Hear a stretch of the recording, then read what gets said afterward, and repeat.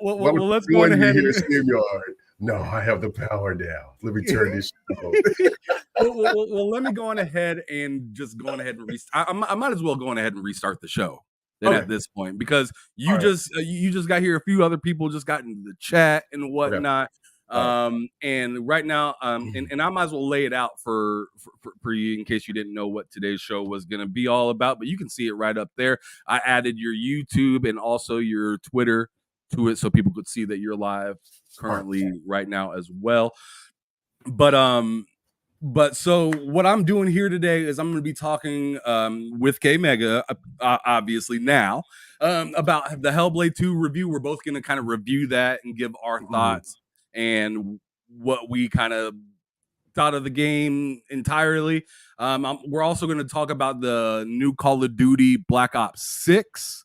And we're going to talk a little bit about that little VHS trailer. I'm not sure if you got to see it already, Mega, and how they already started the advertising campaign for Call of Duty Black Ops 6. I did, where they put the banners across the forefathers' eyes. Are you talking about that? Yeah, there was some of that, and it was in New York, it was downtown New York and whatnot. And we'll also be covering a little bit of the Space Marine 2 hype. I'm excited about that game. I don't know if you are. That looks dope. And then lastly, we'll talk about the PlayStation and what people are calling, or not PlayStation, the Xbox, and what people are calling the Xbox-PlayStation showcase. Which is wild. I do want to add another thing to it, and then I'll throw some gameplay in there of the trial for the Last Descent. Man, I really dig that game. So yeah, the first Descent. I'm sorry, yeah, I said the first Descent. Yeah, no, that game is dope, man. That game is real dope. I'm gonna cop that. I mean, it might be a free to play, but I'm definitely gonna put a lot of time in that game. That game is exactly it looks slick. I was seeing your gameplay from last Friday when you were showing it off, and for a minute I was like, "What is that game?" And then I realized, this is the first Descent right there. I remember we played. I know it was separately when we played it, but we played that early build that they had for it, and then recently I believe they came out with a newer build. Is that right? Yeah. It was the final before they actually do the real release, and so I've been playing it. I played a lot. I put some real good time into it, and I'm gonna go back and see if it's still up today. But I just wanted to show some gameplay and talk about that. But since we got a lot of stuff to talk about, so let's get it started, man. Let's get it started. I gotta wake up again. I apologize, K Mega, about the time. The next time I'm gonna go ahead and I'm gonna pre-make the show and have it on there so I could see. Oh yeah, 3:30. Okay. Lord time, 3:30. Gotcha. But anyways, yeah, let's go on ahead and talk about the Hellblade 2 and review it, because I know you beat the game, correct? Yeah. And I beat the game on Saturday. Okay. And I had it at an 8 before I beat it when I was on the podcast with you prior and doing shows earlier in the week last week. I ended the game giving it a 9.25. and calling it a masterpiece, because the way they tied up that whole story and everything was just insane. And like to me, it was more impactful than the first one because of there being more than just you to care about. Right. It was you go from the first game where you're caring about Senua and her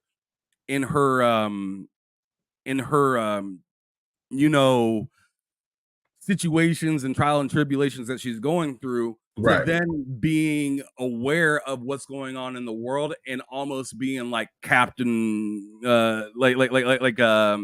like Captain Planet almost. You almost feel like Captain freaking Planet. You like you doing everything to save the world and whatnot. So I thought that was really cool. But I'm going ahead and reread this. I'm sorry to those of you that heard me read this already, but I'm gonna read my review that I put up on Twitter. Did you happen to see that? K Mega earlier? No, I didn't see the review. I saw you talking about the last thing that I seen that you posted was about the clip that we had on GRG talking about the graph that the Black Viking made, that review graph that he made, but I didn't see it with your review. But I'm looking at it right here. So go ahead. So I'll just go on ahead and read it. I beat Hellblade 2, and I can comfortably say it was one of the best stories that I can remember in recent gaming. It was easily better than its predecessor in every conceivable way, in my opinion. They did a great job of referencing things from the prior game while furthering developing on who Senua is. She is still the same savage looking for peace of mind and answers, while this time attempting to not be the cause of others' pain. As she runs into people that have their own problems, Senua seems to find ways to harness others and her own burdens in attempts to tackle the ongoing problems slaves and general people have been going through. Outside the story, the game stunned me graphically, whether it was on my Xbox, PC, or Steam Deck. It also surprised me with hidden attacks, dynamic fights that may change if you fail the first time or two. LOL. Different type of puzzles, incredible sound quality, remappable buttons, and one of the best photo modes that I had the chance to use since Ghost of Tsushima. Yeah, that is true. Some of the negatives or things I think could be improved are would love a separate fight mode, something like Rise Son of Rome had for times that you just want to enjoy the combat system. Secondly, a second weapon of some sort to spice things up, creating signature moves outside of using the mirror, the freedom of being able to backtrack. And the game was a masterpiece for me. I give it a 9.25 out of 10. Your thoughts now, K Mega. I want you to go on ahead. I know you don't have anything to read. Right. I don't know if you wrote anything down or whatnot, but no. But go on ahead and give your live, raw, and uncut review, as Still Rain would say. Yeah. For me, I think pretty much everything that you were saying is absolutely accurate. The whole thing that I wouldn't think about the whole Rise Son of Rome like kind of online or co-op type of thing that they did with that. I mean, that would be pretty dope. But for me, I mean, I gave it a 93 out of 100. So that's really close to mine. That's really close, very close. And 0.05. right. Very, very close. So to me, it's just like you can't play the first game and enjoy it and not play this game and say that it's garbage. That's bullshit to me. Like we talked about on Friday.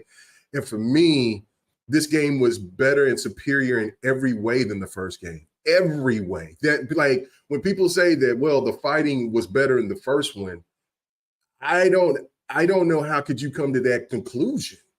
I really don't. I really can't see how anybody came to that conclusion. Well, there was more people. Yeah, but you only had like a 3 or 4 move set, like not even that much. Like you had a light and a heavy, and then you could do a run attack. You know, the see, and this is another thing too about with the combat that's so dope, and that it does change, and the enemy will change and adapt to you. If you play as you seen my gameplay, that fire dude was kicking my ass. Well, I did do a I got rocked by that dude. Yeah. The fire dude will rock you, bro. Like if you ain't smart about it. Right. So I did go back because I'm still one achievement away from getting 1,000. So I'm going to go. I'm in my second playthrough right now. I mean, Did you turn on the others? Yes. Yeah. Which voice do you like the most so far? Right now I am on my second playthrough, and I just saved dude that was tied up. Okay. So Okay. I'm just at the beginning of him Uh-huh. getting ready to be able to talk. So I can't really answer who's my favorite Okay. yet Okay. because I Yeah, need to yeah. beat it the second time. Okay. All right. So, but anyway, but I was talking about the voice acting, like the person that does the narration. Like you can pick once you beat the game, you can pick one of the characters that's in the game to be a narrator and tell the story from their perspective. I thought the So others were just. I thought when you pick the others, it just is a compilation of their narration. I didn't think you could pick one person in particular to narrate the whole thing. well, the one guy. Okay, so when you go and find those things where he's telling the story, where the Right. dude is from the first one, where you have to look to get the puzzles and have that whole totem Yeah, the thing thing. that you zoom into, you Yeah, focus on. yeah. He tells it by himself. Then the other ones is where all three of them tell their story, and it starts off with old dude that, anyway, for people who haven't played it. But no, okay, but so anyway, I haven't got to the third one yet. That's still locked for me. I still need to find all the Okay. All right, yeah. So no, I found all those. I just need to get one more two more of those little tree things, and that's going to be probably in where the hardest part of the game is, and that's through that damn cave, because I was fighting for my life to get out that goddamn cave, Jack. But anyway, but no, the game itself, like, and no game is for everybody, right? Like, and that's that's just what it is, right? Like, Call of Duty is the biggest game. There's people I know that Grand Theft Auto is the biggest, baddest game out there, right? But there's people I know that has not touched Grand Theft Auto, or don't even care to play any of those games, right? But which, in my opinion, is wild. But right, it is wild, but that's just what it is, right? Like, there's people that will tell you that they will never play a Call of Duty. They don't care to play a Call of Duty. So it is what it is. So if you got a person that says, well, this isn't my type of game, Hellblade 2 is not my type of game, well, understandable that no game is for everybody. But if you played this game, and especially played the first one, went through it and beat it, and you played this game, there is no way in hell you can come out with the result of saying that it's worse than the first one. You can't. When you tell, the story is more laid out. It's much deeper. It's a better understanding. Now, there's like, one person came to me about boss fights, right? Well, I like the boss fights, but okay, I could feel you on that if that's what you feel. I feel like, because of the situation that was presented with the boss battles in this game, it's a different dynamic. I love when they make twists and do things different. It still was a boss battle. The outcomes were just different compared to what you did in one, right? So it's in like this, and so I'm thinking, like, because there definitely will be a part 3. It's going to be her journey now, because for everything that she's dealing with, and now she's become a leader, even with her own issues that she deals with. She has people that's on her side now that she can trust. That's something that she's never had. And on top of the fact that she's come to understanding her voices. Like, now you get to understand it. You didn't get that understanding in the first game. You got the understanding now. And she's going to need those voices to get her through her next path. So because that shit was so dope at the very end. I know I'm going to spoil anything, but that shit where she comes to the realization is like, hey, I need you too. And then that's what one of the most amazing things I've ever seen in a game visually is that whole end sequence where that paint comes on her face, and I'm like, yo, I went back and fought that last boss fight 5 times because I kept wanting to see that ending over and over again. It was that amazing to me. I'm always been a person. I play all different types of games, right? So I know what to expect in the sense of yeah, this game ain't gonna play like God of War. This game isn't gonna play like Halo. This game is not gonna play. I go into it knowing that when as many games have I played in my lifetime, that this game is going to be different. It's in its own lane. It disturbs me that there are people out here that wants this game to play like Devil May Cry or God of War or something else. I don't. It stays. There's a it's a wonderful thing when you have a game that stays in its own lane and doesn't have to veer off to be in comparison to anything else because there's nothing like it. And that's what the Hellblade franchise has become. It is in its own lane. It is nothing like anything else. And it doesn't try to be. It tries to be what it's great at. And that's what that's what and what they've done with this is, to me, is stupendous. This is like I said, this is a masterpiece to me. And I mean, for other people, if it's not, okay, but I don't want the next Hellblade to be God of War. I don't want it to be Devil May Cry. I want it to be what it is, just better. And what it did from the first game to the second game, it nailed it completely. So yeah, that's why I gave it the score of a 93 out of 100, because I'm like, it did everything that it possibly could to be a better game. The one thing that when people was complaining about the combat in the first game, it is improved on that. Like, it's so grounded. And then you don't know. I mean, you got to kind of replay it, redo it to find out that there's other things that within the fighting that's in there, which is crazy. Like, you know, when you play a certain other fighter, a more hack and slash game, you kind of know what it is until, you know, unless you build up on, you know, like a graph or whatever, you know, through leveling up. This doesn't do that. And another thing too, my last point, this game doesn't hold your hand either. It is linear, but it doesn't hold your hand on things. Because like, somebody was over here talking shit about the game to me when I was talking about how much I loved it. And they were like, it's not even, you can't even run jump anymore. You can't even do the run attack.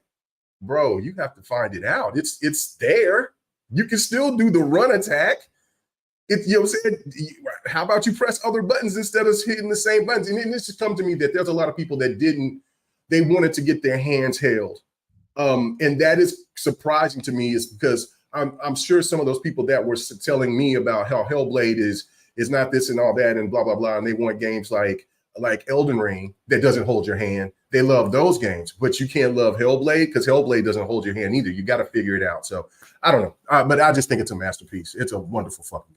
Wonderful game.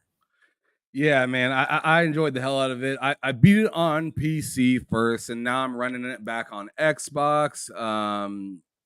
I see Doc Dark hopped in here. He's saying something. He said, "Yo, Ham, did you see how I tricked that guy?" No, I have no idea what you're talking about right now, Doc. I have no idea what trickery you pulled, but I'm sure you pretty much exploited somebody for possibly not playing a game or saying that they played something and they didn't. You did the whole bait and switch kind of David Jab kind of move, possibly. I don't know, but if you could DM that to me on Twitter, I'll throw it on the screen. I ain't got no problem throwing it on the screen. I'd like to see what you did. It's kind of interesting. But all in all, I thought, yeah, Hellblade was a great game. I hope they continue to push this story along, and I hope that they just do more of what they just did. Make the game better and better and more interesting. Add a little bit of extra touch here and there, but you don't need to rework the whole thing. Right. We don't need, as you said, like a God of War out of this particular IP. Could Xbox use something similar to a God of War? Absolutely. Yes. Absolutely. Yeah. But Hellblade, an established IP, doesn't need to transform itself to become something that it's not.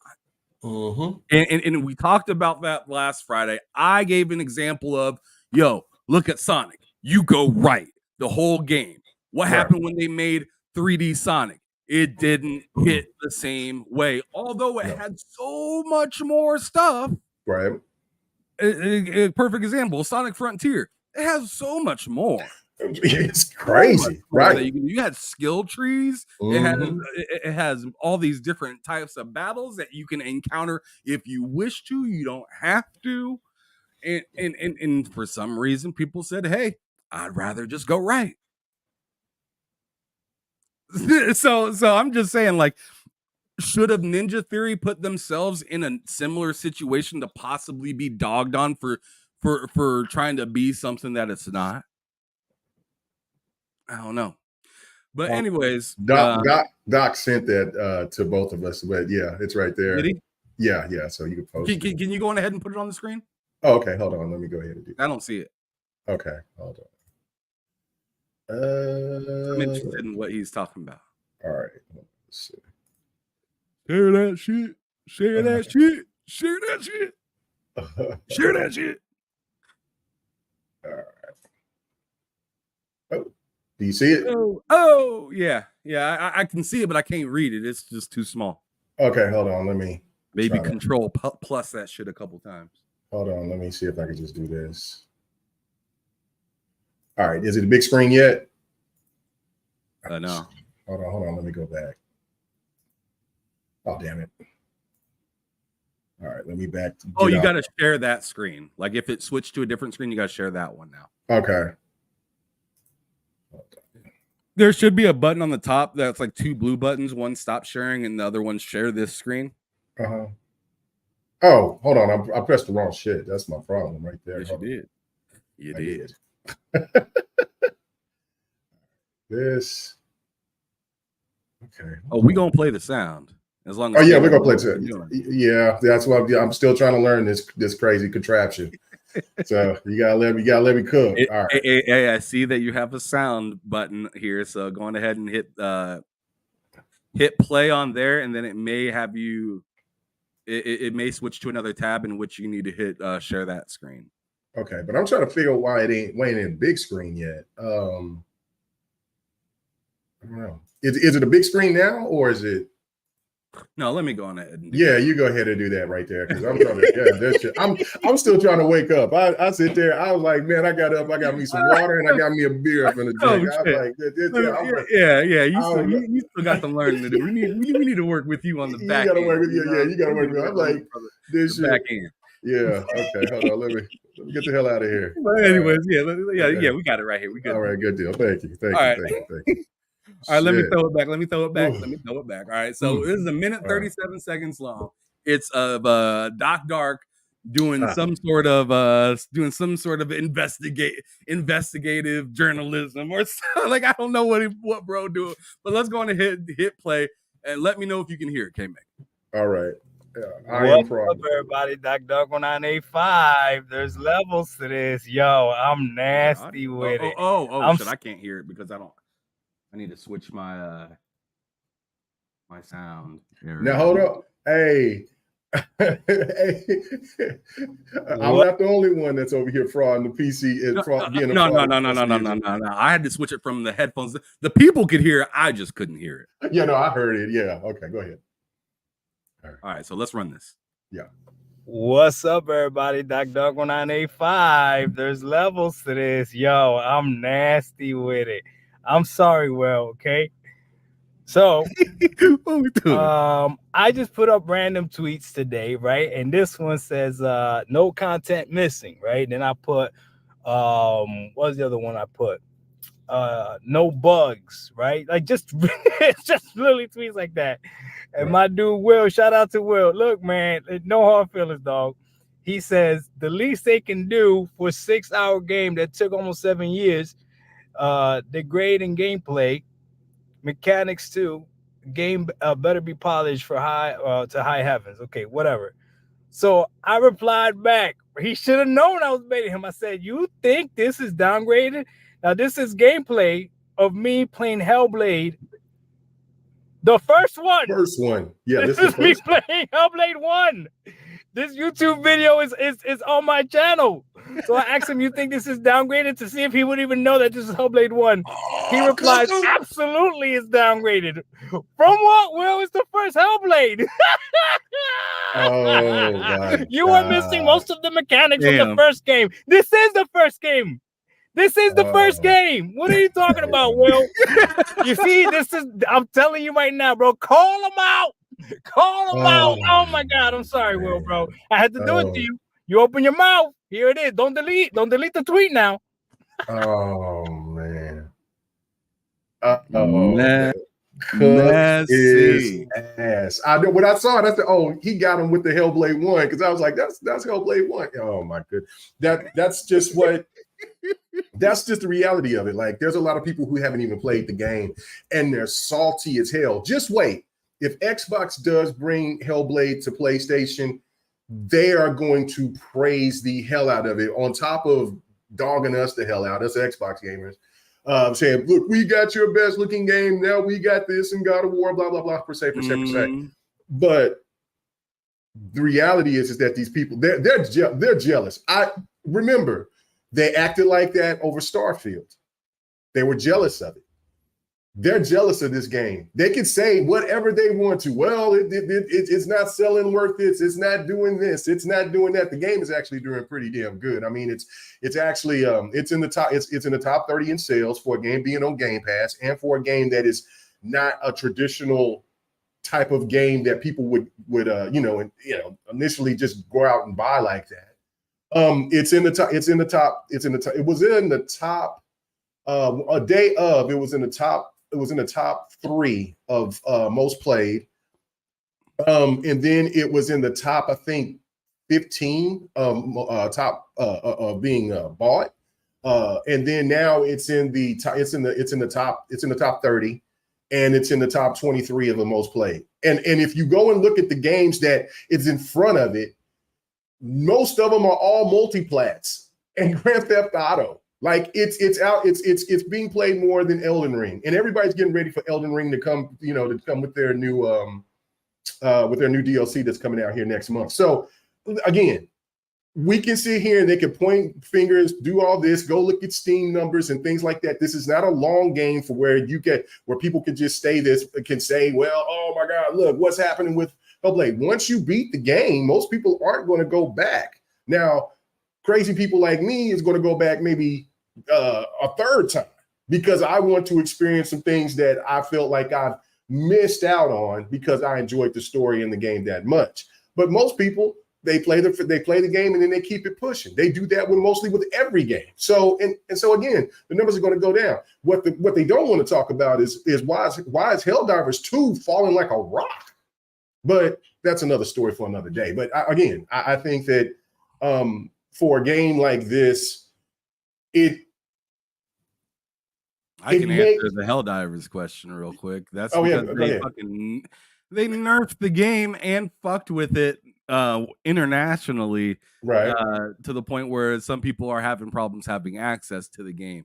That's I feel like I'm not sure who's to blame, if it's Arrowhead or if it's Sony, but it's just like I don't know. It's like they're trying to put a stick in their own wheel. They are. Because the game's doing like imagine being like, man, I don't even know what to compare it to, because it's just like something's doing perfectly fine. Why feel the need to constantly bother that? You're just like the bees are making you honey. You own the bees, but you keep kicking the nest. You keep kicking it and expecting them to be okay with it. Like, dude, leave it alone. It's fine. The game's great. Leave it alone. Yeah, Big Bad Mo said it perfectly. And then Christopher Hart said, what Helldivers do? What Helldivers 2 have to do with this? And I'm like, if you want the stands that keep talking about the numbers of Hellblade, right? Why are you not talking about what's going on with Helldivers 2? That's my whole point of that. Anyway, since y'all care about numbers and Steam numbers and all that garbage, right? But then what Big Bad Mo said, he said, if you got Stellar Blade, why are you worried about Hellblade 2 then on Xbox? Which is the point. Which that tells me a lot of people ain't playing Stellar Blade. And you already beat it. So because I saw that's what you posted. You was like, well, I ain't got nothing else to play until 2025. I'm sure the Lost Soul Aside or Soul Aside, whatever that game is called, that game is going to be coming. I don't know if that's something that you're interested in. That's something that I've been having my eye on PlayStation for a while. I mean, but until they advertise something for me to, get out of my seat and go grab. I mean, as of right now, I'm just not sure. I'm just not sure. Like I'm not standing by right now for anything on PlayStation right now. They themselves said 2025. So like that's the last thing I heard them say. So that's kind of where I'm standing. Yeah. And then I see that the artist formerly known as Wangzi, how you would say that? Whatever. Let me be country. He was talking about Black Myth being on a PlayStation 5. That's coming to Xbox too. So we'll be playing that with you. So yeah, no, that game does look amazing. So yeah, I can't wait to jump on that. That comes out a couple of days before my birthday. So I'm on it.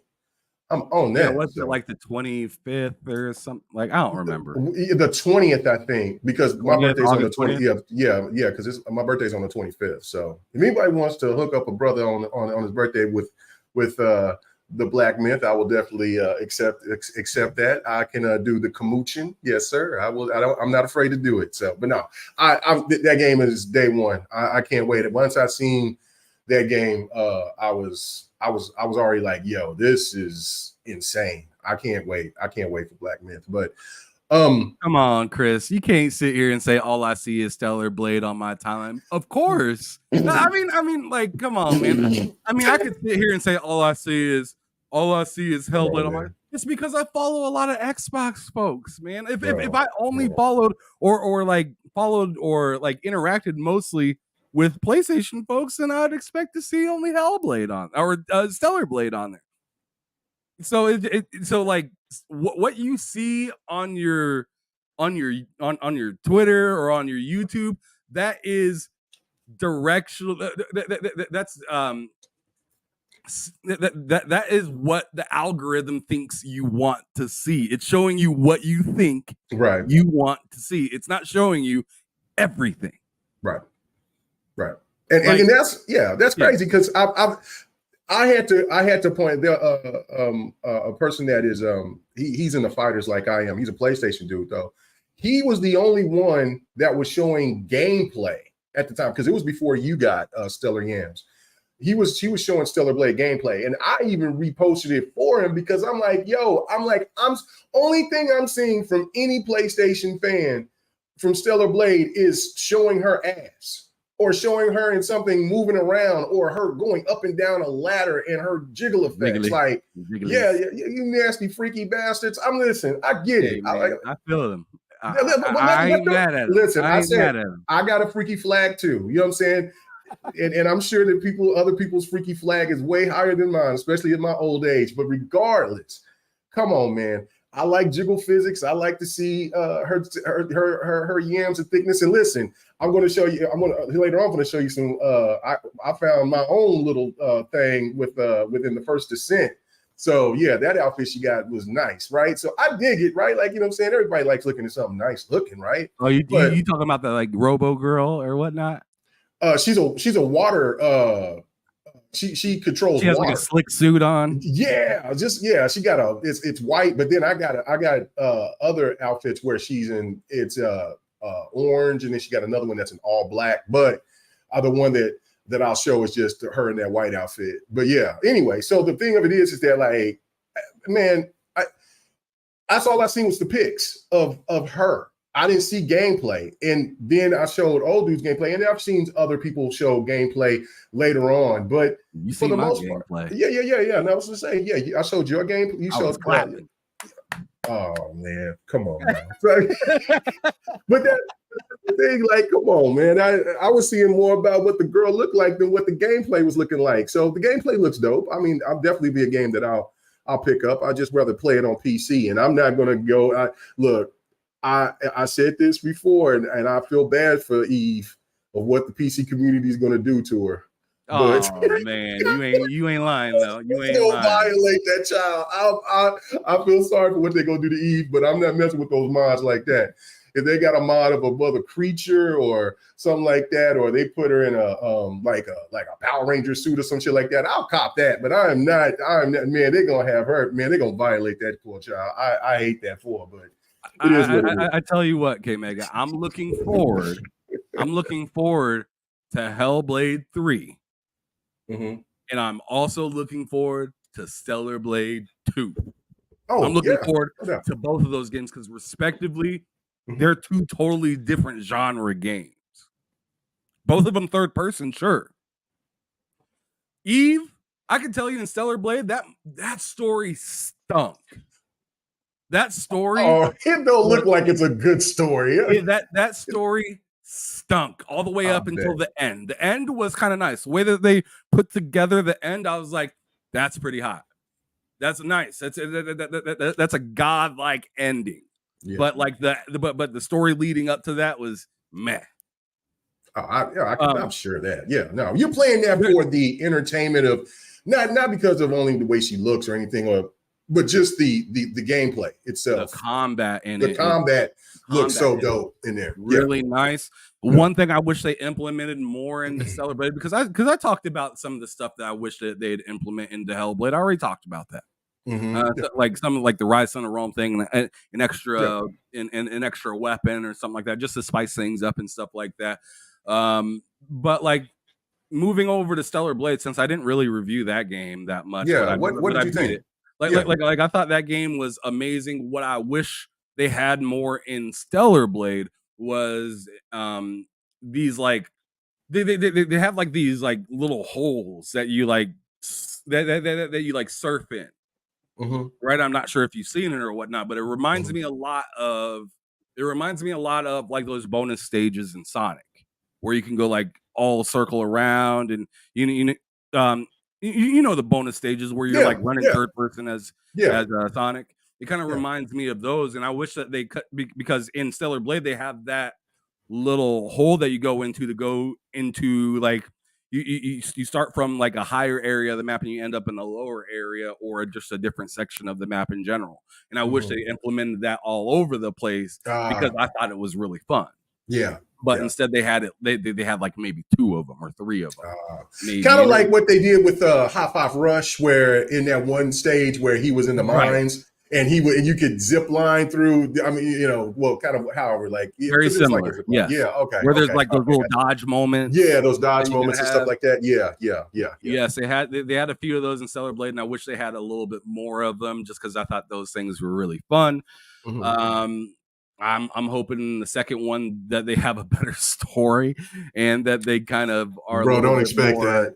Don't expect that. I'm not completely expecting it, but. What I'd like is a little bit more depth into the actual characters outside of Eve. Because I felt like Eve got like, which is, there's nothing wrong with it, but she got like the priority of like everything, right? And everybody else is just kind of like meh or really dry or awkward. Yeah.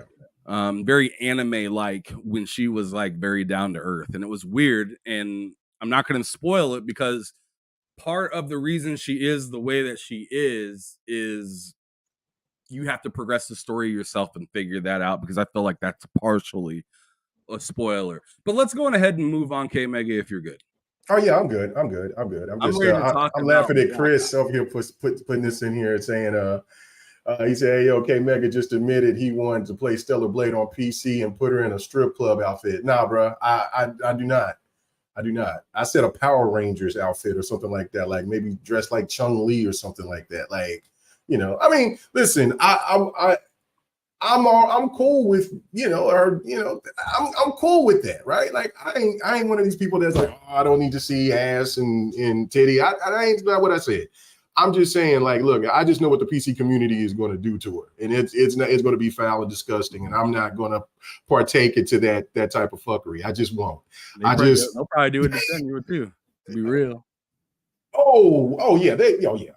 Send them like, yeah. I wouldn't. Yeah, and I'm walking around in a thong, fighting for her damn life. They're gonna have Cinema doing the most. But Nah, man. You know, you ain't gonna mess up my masterpiece like that. I ain't gonna mess up my stuff like that. All right. Well, let's go ahead and move over to Call of Duty Black Ops 6. This game is what I find funny is we were talking about it this last Friday. You were talking about, is Call of Duty gonna get held back? No, not held back. You didn't say held back. You said something about, is Call of Duty gonna be more like selfish or like take advantage, or like what was the thing that you said? It was because they said something about, because the game is going to come out on Nintendo and on the PlayStation 4 and the Xbox One, and the people that were complaining about it was saying that it was going to not only hold back, but then they were just showing their greed because they couldn't. Because they were saying that, you know, their greed. Because Call of Duty, Activision is so greedy now. They said, they're saying Activision Xbox is so greedy that they're going to hold the game back and not give us a true next gen experience. And I'm laughing the whole time. That's why was the last topic on GRG, because that shit was funny as hell to me. Like, what? This is Activision, people. This is why Xbox acquired them. They gonna get paid, Jack. And Xbox made the deal to get them on everything. Man, nah. That 10 years, they're gonna be cooking. So you know, I can't wait to see what it look like. So yeah, let's go ahead and look at that. Oh yeah, this is it right here. Yeah. This is the trailer that they just released, which I thought was nuts, because this is like, if you grew up around this time, you remember some of this stuff. Oh yeah, I remember. Yes, every bit of it. Which is wild, right? Mr. Clinton. I was mad young. Like I was probably still in my diapers when some of this stuff was out, right? Yeah. Especially if Bush was president. If Bush Senior was president, I was still in my diapers. Right? Yeah, I was like 10. I was like 10. I was like 10 to 12 years old at that time when Bush Senior was in office. And then when Clinton was in office, because Clinton had 8 years. So, you know, I went from elementary all the way up to high school. So, you know, I graduated when Clinton was in office. So the first thing I'm going to ask you, about this is, what would qualify as more greedy from Activision with this game, if there is such thing? Because I already feel like, before they even got acquired, everybody was already calling them greedy. Hell, they have 3 studios to make Call of Duty games, and they get everybody every single time, because like Paula Abdul was so fine back then. I'm sorry, I was just looking at Paula Abdul, so young Paula Abdul. I'm like, oh, Lord have mercy. There was one person in your chat, I believe, last Friday that said that they're only giving this 1 year of dev time, and we had to tell them, like, hey, this is a different team, so they've had multiple years to develop. Actually, more years on this particular Call of Duty that's coming out. Right. So like the timeline that you would use for something like Black Ops is. You muted. You're muted still. Can you hear me? You yeah, I can hear you now. Yeah. Okay. Yeah, I accidentally hit some. No, I was saying the dev time that you'd want to be looking towards or actually counting is between Cold War and this. Black Ops 6. Not between Infinity Ward's game, which was just last year, and this one. That wouldn't make any sense. Right. So, yeah. What are your thoughts? Well, I mean, it's Call of Duty. Like, I mean, I think the next iteration, they might implement the 2-year strategy, but I don't know and don't think that it will with this game. But if it does, great. You know, either way, because people are forgetting about Warzone. Warzone is going to constantly be there the whole time. So it's not like it's really crazy to me that it was that people are looking at this and saying, well, it's going to be underdeveloped and things like that. It's just like what Abacab and others are saying. It's been 4 to 5 years. They've held on to this. They've been making this game for a minute. And the last Call of Duty, which I enjoyed this Call of Duty. This last COD is dope as hell to me. I understand that the story wasn't as long and things of that nature or whatever, but and they kind of like slapped it together. That was the one that they rushed out. But the multiplayer is still outstanding to me. I mean, because I love playing on those old maps and things like that. And I think, I mean, it's just fun. But I'm a person that buys COD every year. So other than if it's, I thought the multiplayer was phenomenal this time, mm-hmm. but I didn't like the story. Yeah, the story was a little bit. Yeah. The story was just like, it was just too like I liked the linearness of Call of Duty games. Yeah. So when they went to being like, oh, take care of whenever you want, and I'm just like, that's like I play other games to do that, not this. I don't play Call of Duty to do that, and it just felt like Warzone single player. You thought so? Well, because that's how I felt about the single player on for Call of Duty. This last one, it just felt like Warzone without any other people online. Yeah, well, I can agree with that. Because it was linear in the very beginning, and then it got to the point to where you got into the shipyard, and then after that, everything became, do what you want. Like, take this angle, do whatever. But you could tell that was them just filling this in to try to get this out. And they just wanted to put some kind of story element in. So I get that. And I don't get it. It still didn't deserve a 3. You know what I mean? Remember, IGN and them gave it a 3 or 4. You know what I'm saying? So like, it didn't deserve it because it still was high quality. It just was different. So if you wanted to dock it for the story, I'd give it a 6 for the story. For the story. For the story. Okay, I thought you said overall. The story piece. Overall, I'd give it like. I give it an 8. Yeah, for overall. Because the multiplayer. Overall, I give it an 8 because that multiplayer brought back some memory. Bro, the multiplayer is what was the multiplayer is what keep it strong. Like the single player did not. And if you are a person that plays COD stories, it is definitely not the best. It is, and you could tell it was kind of rushed in. But at least we got a story. Like as a person who is a real serious fan of Battlefield and like Battlefield more than COD.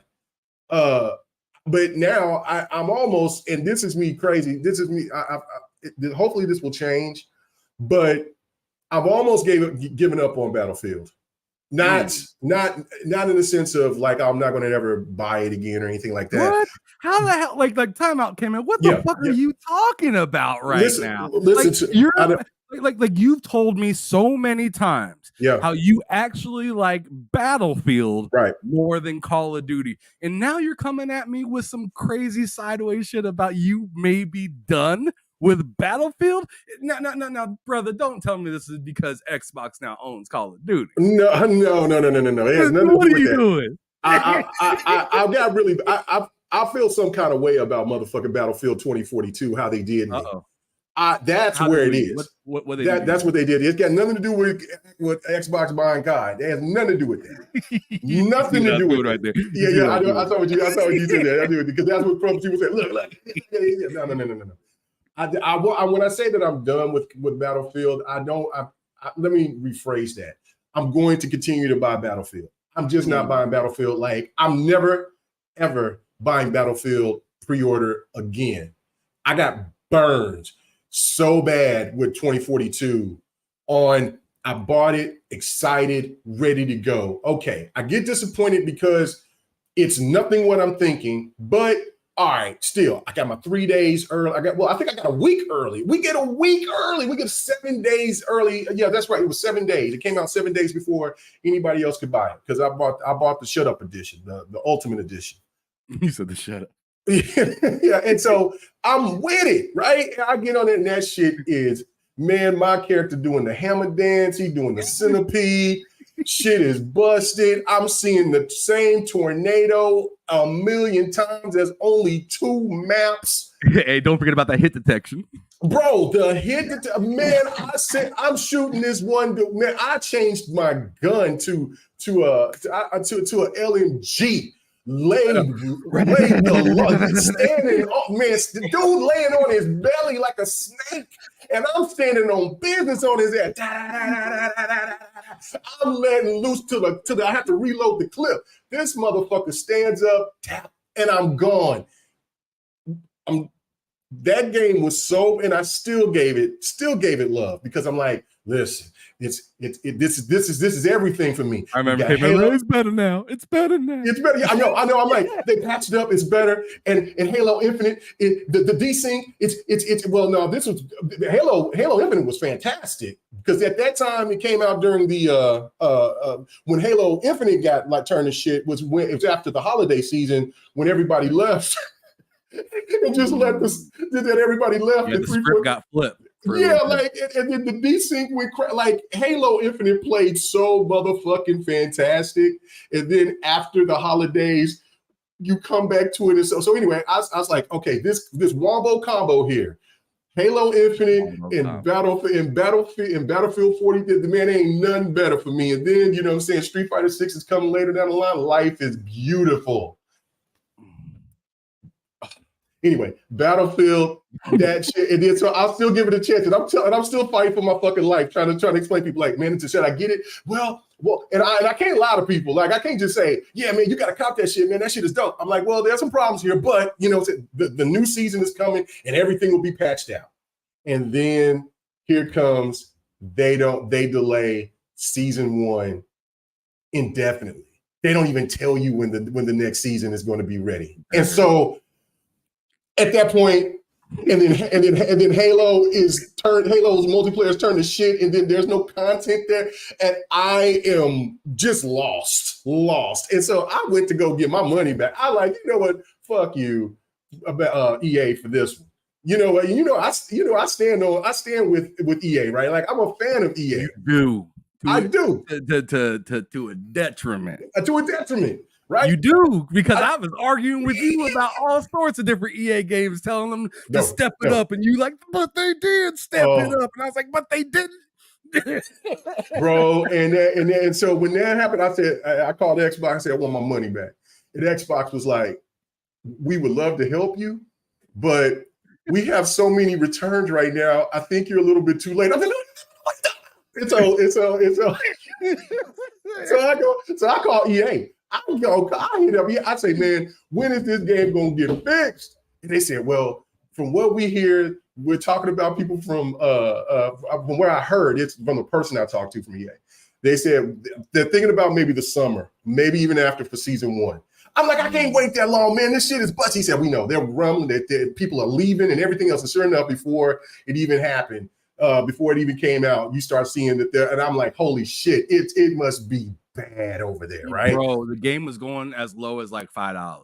Bro, and that was another reason why I got so pissed off, is because before I paid the shut up edition, and before a year, and before season 1 dropped, that son of a bitch was $20. And then that's when I said, you know what? Okay, K-Mega got cooked on this one. You got me, Battlefield. I know people was over here not mad about, wasn't excited about Battlefield 5. Battlefield 5 was fine. It still played great, looked beautiful. I loved Battlefield 1. Just wish that there was more weapons, but that's okay. Whatever. And everybody knows Hardline and is my shit, right? Like the multiplayer is absolutely fantastic to me. But yeah, no, that was it. It hurt me so bad. It just hurt. So I was like, nah. So COD will continue to get my money. I'll pre-order COD. But Battlefield, you'll never get a pre-order from me. So that's when I say, when I'm done of being all in on Battlefield like that. And that's unfortunate, because I do like Battlefield more than Call of Duty. But Call of Duty has been steady, has done it. So yep, bring your greedy ass on. I got you. God damn. So I'm gonna wait about maybe about 2-3 weeks when the game is and when before I buy it after launch, and I don't even know if I can get the shut up edition. Hey, they gotta really prove it brother, to me. Hey, brother, just do what you told. Just stick with your. Just stick to your principles. On this one is all I got to tell you. Yeah. Because I remember around September of last year, brother Mega was praising EA Play in the subscription service. Yes, sir. And I'm just telling you, stand on principle. You're right. Because if you think that the subscription service was worth it then, and you were mad about not Call of Duty, but Battlefield and whatnot, go ahead and just get your ass, keep your ass subscribed when it launches. So then you know, hey, I'm subscribed. That's all you got from me this time was $17. That's something like that. Yeah. And then you didn't get got for $170. Yeah. Yeah, you're right. You're right. And I'm still I wasn't subscribed to. I was subscribed to EA because they didn't make that switch yet. Well, no. They had it through Xbox, but they didn't. But I didn't get the PC until after I bought Battlefield 2042. Yeah, you still had your old card. Yeah. You didn't even make the new PC. But now that I'm just saying, like, you done lived and learned. Indeed. And you know what? That might have been the thing that drove me to EA Play and Ubisoft. That probably is what, because I was like, you know what? I mean, I think the subscription shit is dope as hell, and it saves on money. And you know what? I don't know what my brother Garcia say. He said I feel the same way about Battlefield. He said it was Battlefield 5 though that got him. Really? What? Battlefield 5 was not bad. I mean, it wasn't better than Battlefield 1, but I don't know. Garcia, please tell us what Battlefield 5, how did it burn you? But yeah, no, I you, brother. How did it sting you? Yeah, let us know how it stung you, man, because let us know. All right, so just continuing a little bit further. So going back to Call of Duty, which we were initially talking about. I'm sorry. Yeah, I had to tell that story. Okay, Mega went on to his he had a tantrum moment. That hurt my heart. I did it. EA feelings were crushed. But we're seeing here from shout out to Rebs Gaming here on at Mr. _Rebs_ on Twitter. He has shown some video. I'm not sure if he's the one that actually recorded this. But could you hear that? No, I didn't hear anything. Okay, cool. So I have it muted. Yeah, there's nothing to hear. It's just downtown. I mean, you can hear vehicles going by, but it's nothing good to hear. But this is just showing what it looked like downtown. I take it this is New York. But mad interesting to see that Call of Duty is kind of already out here, doing its thing. I'm trying to see when it pops up. Maybe it already did. Is that real, or is that an advertisement? I mean, it's advertising, but is that like somebody that just sees this in New York for real, or is this part of their commercial or ad or something? I see. I don't know. Now I'm trying to figure that out because it's like, hold up, I'm not even really seeing anything Call of Duty. So I'm wondering, is this like supposed to be the game? Yeah, no, that's what I'm saying. Like that's what. With the banners, that's what they said. The truth lies, or something like that, or something, whatever. That was part of the that was part of like their little advertisement when they showed that clip where they put it on when they put those banners across the Mount Rushmore. That's right there. My camera's right in the middle of the screen where the bus is. So yeah. It's just where that little van is. Yeah. I'm all looking at the billboards and everything all around it. So the truth lies. Yeah. Oh wow. So they driving around town and shit. Like they're doing a lot. See, Xbox. You better talk to Activision's advertising team. You better get them on. Because that shit right there that's dope. That's wild. Dope. That is real wild. That's real wild because that tells you right there how good that type of advertising is, because we don't know if that's a part of the ad or if that's them on real streets advertising the game. That shit is nuts. That's next dope. level. That's next level right there. That's next level. So, but yeah, I mean, they are hitting the streets real hard. You can see it like here on the it says on the New York Post and what. that's dope. Like, I still don't like this question that we had just a moment ago is still in my head. Like, is this real or is this just part of the advertising? Like I don't know. like all this stuff is it's just wild. The advertising that they're doing, and it seems that you know, a lot of people are going to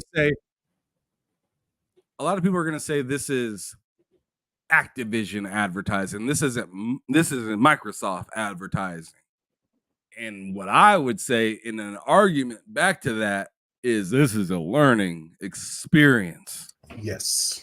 For Microsoft to see how hard these guys actually go at advertising versus what you guys have been traditionally doing. Mm-hmm. Like, this is like a mirror showing, you've been calling yourself a bad little thing for a long time, right? And then you get to stand in the mirror with a real right next to a real bad looking thing, right? And you're like, oh, I stand corrected. There's a lot of things. There's a lot of details that you did that I just skipped right past. Mm-hmm. A little, the extra little, you got the do rag on or whatnot, like the waves, whatever. You took that extra little bit of care, and you look astonishing in comparison to myself that thought I was some. Yeah. By spending $35 to get my hair braided and calling it a day. Yeah. When this person did everything, did it all. You know what I'm saying?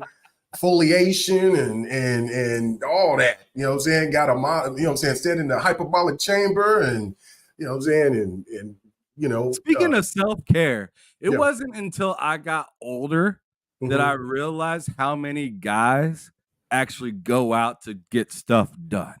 Bro. There are a lot of dudes that go to get their eyebrows done, that go to get manicures, pedicures, and all this stuff. And they some of the toughest motherfuckers I done ever seen. Bro, I'm gonna tell you this. I'm gonna tell you this. This was I would get clowned on this on next podcast and things like that. Fred and them would make fun of me because I would say I would go with my ex. I haven't really gone since I got injured, but I would go with my ex and I would go get pedicures. You know what I'm saying? And if not, then I would go and I would soak my feet. You know what I'm saying? I take care of my feet because of when you wearing boots, you know what I'm saying? When you wearing them hard ass boots all day, 10, 12, 13, 14, 15 hours a day, man, your feet gonna be, trust me, no matter what kind of socks you wear, you know what I'm saying? Because if you're stepping in cement and just elements and everything else, and you just wearing those boots like that, man, your feet gonna look bad. And so one of the drivers, they were telling me, bro, more than chat, man, you gonna look, man, shit, your feet gonna look like Baracas of teeth.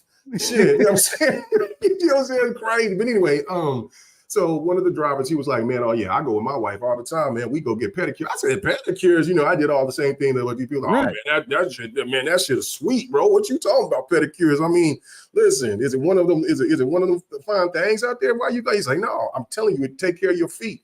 So I eventually let my ex talk me into going, and then I went, and bro, when that shit was funny. That little Vietnamese lady said, you better come back here next week. You need more work. Oh, shit. Man, after she was digging and moving and scraping and, man, she got busy. Man, when she got done, bro, I felt like I could float. And because my feet felt so good. And so I live on it. Like, take care of your feet is just another thing, man, that like some of these weird dudes can say, oh, that shit gay, that's fruity. What? Nah, bro. Taking care of yourself is just like no different than taking care of your teeth, taking care of your body. You know what I'm saying? When somebody sits there and say, oh, well, you fat, you don't take care of yourself. Well, hell, if you skinny and buff and your feet look like look like goddamn cement, and then your fucking mouth look like goddamn you know what I'm saying? Like a bunch of, you know what I'm saying? Just you losing teeth and shit, then you just as non-healthy as the fat guy. You know what I'm saying? That you're over here talking about. So so it's all about taking care of yourself, man. That you gotten older, and it took me a while to figure that shit out too. But yeah, man, it means a lot. So yeah. Go ahead. I'm sorry. Another little rant. I was about like, I want to say like 22 when I figured that out, and then I ended up getting with the girl that I ended up marrying and whatnot, and now we go out and do stuff like that and whatnot every once in a while. No, and I'm just like, shit. Well, see, also when we went to when me and my wife went to Mexico, when I went to Mexico, and then I had my very first massage, and they did. That's how I knew about the foliation and all that shit, bro. And first that and it was crazy because there was this. Because being out there on the water and shit on the cruise, like it's all international. So there was an African woman that was rubbing me down. Of course, I'm going to enjoy a woman rubbing me down. On top of that, then there was the Asian woman that was rubbing my wife down and shit, right? So then, man, like there was this stuff. I bought it. It was expensive, but it was this sea salt type stuff. And it was like in a jar like this big, cost about $100. But bro, you put that on your body? Like that woman put that shit all on my body, and then I took a warm, hot shower afterward. Shit, boy, skin something, man. That shit, man. I'm a believer in it. I don't care what nobody say. You can call me soft as you want to. You think it might be sweet over here. You be sadly mistaken, but my damn sure my skin gonna be right. All right. Speaking of sweet, K-Meg, Sir X-Man laid a super chat on your channel. Go ahead and read it, brother. I got it on the screen for you. Did it? Battlefield 4 will always be the greatest. No, Battlefield 4 is the next to Halo 5 and Halo 2. For me, I would probably say Battlefield 4 is in the top echelon of best multiplayer games of all time. Battlefield 4 is that damn good. If people haven't played Battlefield 4 after it's been out this long, I'm and if you are into any multiplayers, whatever, I would. And the story was fire too. Do you remember that story? I didn't play it. Okay. Yeah. So Garcia, man, I like Garcia. Garcia knows what's popping. You know what I'm saying? He must be a hardworking man, just like I was. You know what I'm saying? So Nah, man, they're like the feet mad important, bro. But I mean, Mr. Joanna Dark had a little something to say to you right here. What he said? You got, bro. I did. that little Asian, that little Vietnamese lady. She said, "You come back next week."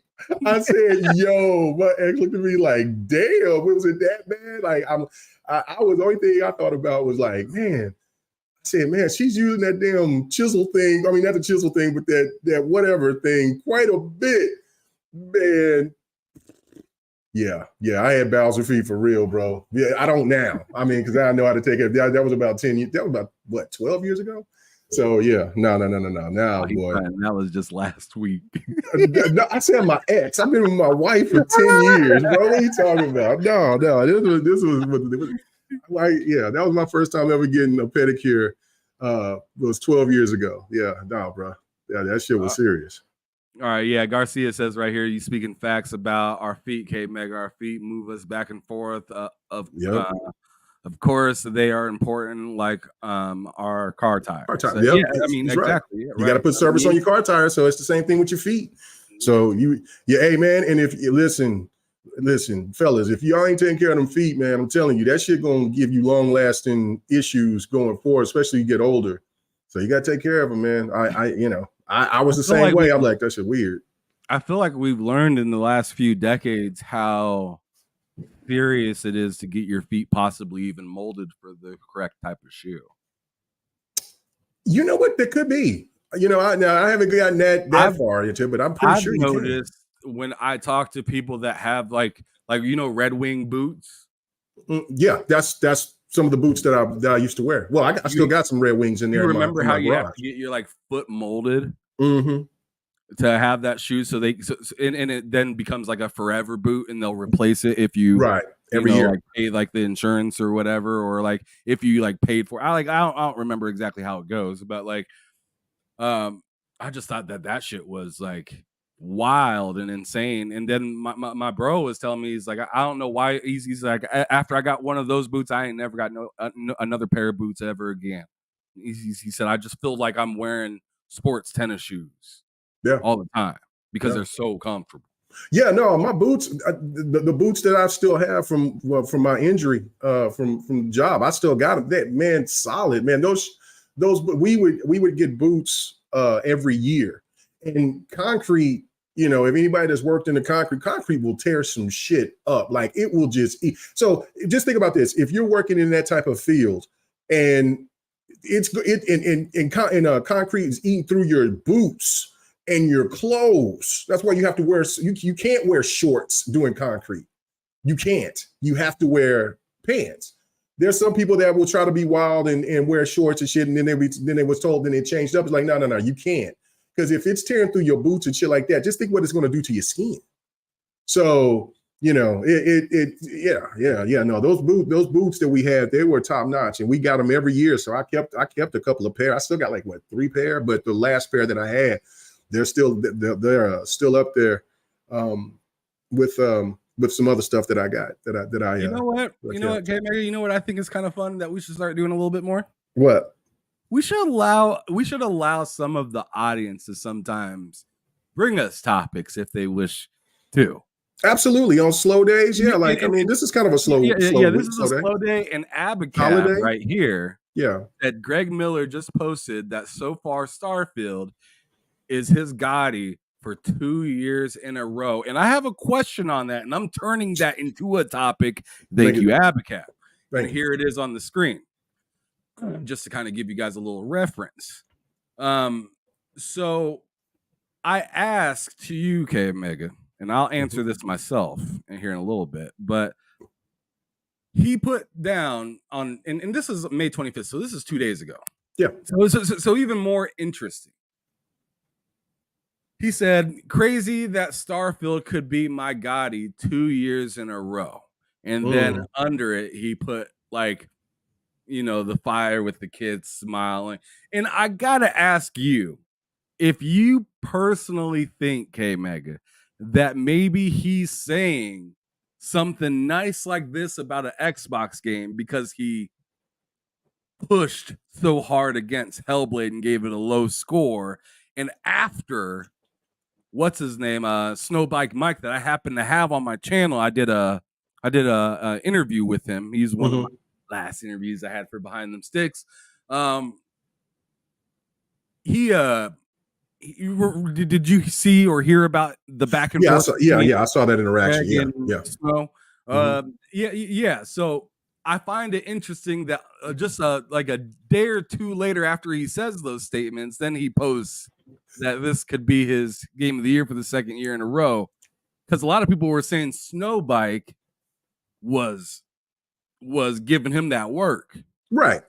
No, he's right. And do you think that this correlates at all, or do you think that Greg Miller is just out here saying, you know, this is a game that I just absolutely adore? It to me is almost kind of like a slighted disrespect to Starfield not getting nominated for anything, not being in the contention for Game of the Year.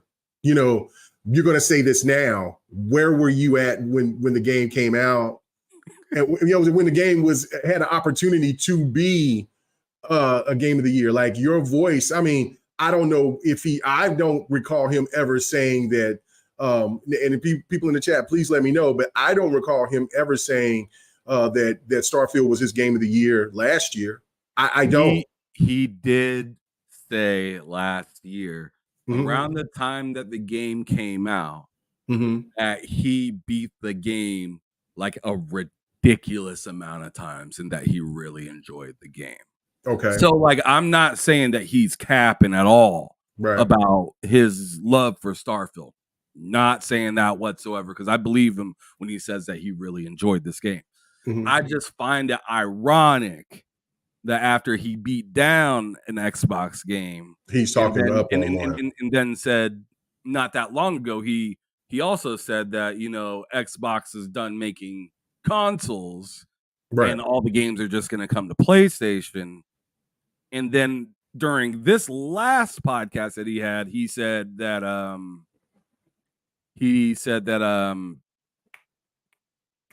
that Xbox just needs a effing win, and Right. this isn't that.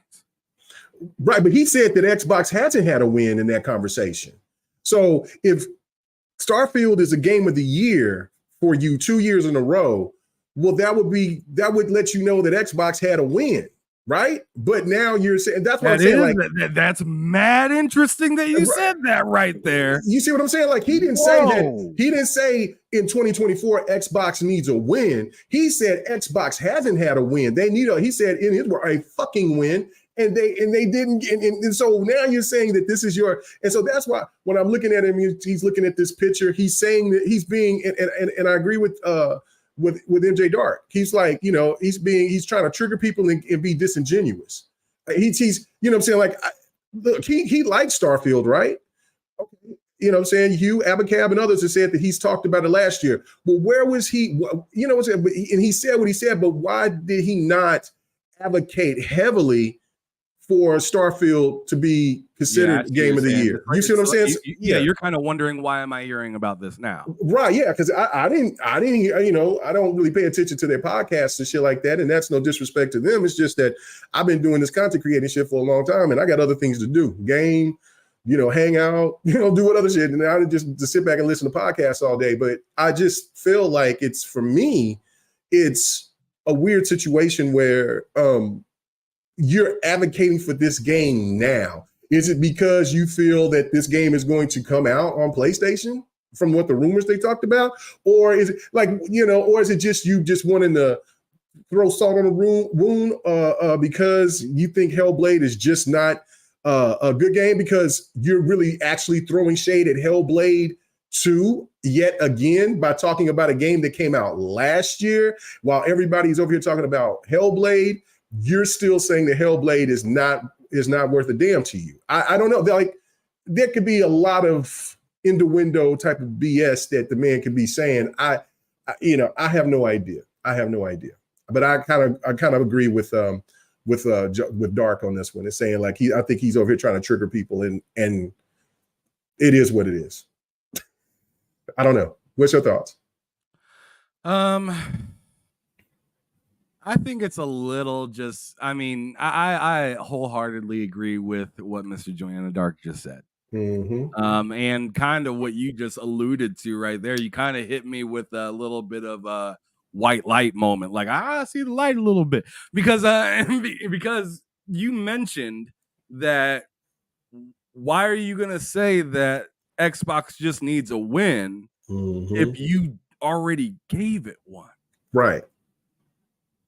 So, and I think maybe what he might be alluding to is a win just wholeheartedly with every single person on the planet just like absolutely loving an Xbox game. I think that might be what he's alluding to with it. But I feel like him putting, this tweet out is a little suspicious. It is very suspicious. I think it's shade. I think it's shade. I honestly feel the more I think about that, I think it's shade towards Hellblade 2, because he's saying that what Xbox brought out last year is better than what Xbox has brought out this year. I didn't think of it as a little undercover sneak diss. I didn't think of it as a sneak diss. Yeah, man. At all, but it could be because old dude gave it to him. Old dude told him the truth. Like, look, is this what you want? Is this what you look? If you're telling Microsoft that we just want Fortnites and Call of Duties, then by all means, that's what we'll give you. And that's why I'm trying to express to people. Listen, you keep on the gaming space. It's smaller than what we think it is. When I'm talking about like this ecosystem here with, on Twitter and Facebook and other places, right? It's not as big as what people think it is, but it gets a lot of attention because there's a lot of eyes, because these people want to know what gamers want, what gamers are asking for. And every time we always contradict ourselves in one way, shape, or form by saying, well, we want studios to have the freedom to make what they want. Then when they do make something that they want to make, that's not what I asked for. That's not the game that I was looking for. Wait a minute. You just told us to make what we felt, have our creative freedom. We give our creative freedom. Now you're telling us you want more of the same of another game. And then when they do that, then they come right back to saying, see, this is the problem with gaming, is that they're too afraid of creativity. Well, and then on top of that, everything costs a lot of money. So they're expecting to get something back. So they're listening to us, but they're going to get to a point to where they stop listening to us. So that's why I'm saying, like, they keep throwing the shade, and then when you got the media doing what the media does, like this is, and I understand Greg Miller might not call himself a journalist or whatever, but he is a known figure in the gaming space. He has a lot of clout, and when you throw this stuff out, and the more, like I said, the more and more I think about it, I think this is shade towards Hellblade by saying, look, this shit ain't it. You know what I'm saying? Starfield was better. I just look at this and just like, man, it just writes as just, I don't know. It just doesn't sit well with me. It really don't. So I just realized, and you guys can do this as well at home if you want to see it for yourself. It's nothing monumental or anything too crazy, but I just find it a little interesting. Mm-hmm. Twitter has just now alerted me that they are changing their URL. You can now type x.com and it'll take you straight to Twitter. Oh, interesting. Yep. So yeah, I'm just sitting here looking at it. It says x.com /home on my screen right now. And it's interesting because I go to the some of the other like tabs I have pulled up, and it's still Twitter. Like this one that you guys are looking at right now is Twitter. Oh yeah, I'm seeing it right now. Yeah, I'm seeing it right now. x.com/home. Yeah. Mm-hmm. So they just made that switch, which I find is really weird because Elon just came out and asked everybody, which one do you prefer, X or Twitter? And I'm pretty sure at Twitter, one hands down. Bro, be on some other shit, bro. Like he said this shit. What about maybe last year or 2 years ago? He said, if you want me to resign, he says, you want me to resign, give me 3 million. He says, post it, give me 3 million, whatever. And he got like 25 million people that said resign. And you see, he's still here. So, and then he's threatening to take away the like buttons and stuff like that. So I don't know. Blocking. Yeah. Yeah, it's wild. It's wild. The man is trying to do whatever he can. It's a cesspool. Like when I first joined Twitter in 2016, 2015, something like that, the propaganda, the racist shit was heavy. Twitter was actually I forget how bad Twitter was until now when I see the same racist shit popping back. And now it's just with all this propaganda from people from China and Russia and people trying to impersonate to be black people. And it's nuts out here, man. It's crazy. The shit that I get in my feed, like the porn thing has always been there, but everything has gotten wild. I still be some posts. I'm like, I wonder if people are seeing the same shit that I'm seeing right now. It is crazy in these streets. So it's just Twitter is just X, Twitter, whatever you want to call it. It is. It makes you almost feel, and everyone said this, and I agree with him. It almost make you feel, it almost lose hope for humanity a little bit. Because it's just, I don't know, man. I don't know. It's nuts.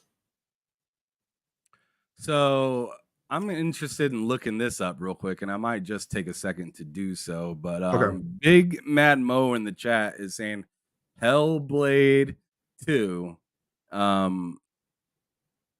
top 10 most popular game. Do you believe that, K Mega, right now? I can look at it right now. I can believe it. I can believe it. Look it up. See? Yeah, I'm looking it up right now. Here is a little piece from Forbes right here. Of course, you cover up the screen with an advertisement as soon as I put that up there. There we go. It says Hellblade 2 launches as the 23rd most played Xbox game. Yeah. And that's not bad for a game. Like, see, what people don't remember. I'm going to read this article real quick, K-Man. Yeah. Let me give me okay an opportunity to do that real quick. Okay. So I can because I feel like it's worded weird, and they do that so you read. They do so you can read it. Exactly. So Paul Tassi wrote this, and he's a good writer in that regard. But all right. So he says Hellblade 2 launches as the 23rd most played game. Most played Xbox game. What does that mean? Senua's Saga Hellblade 2 launched last week to solid reviews from both fans and players.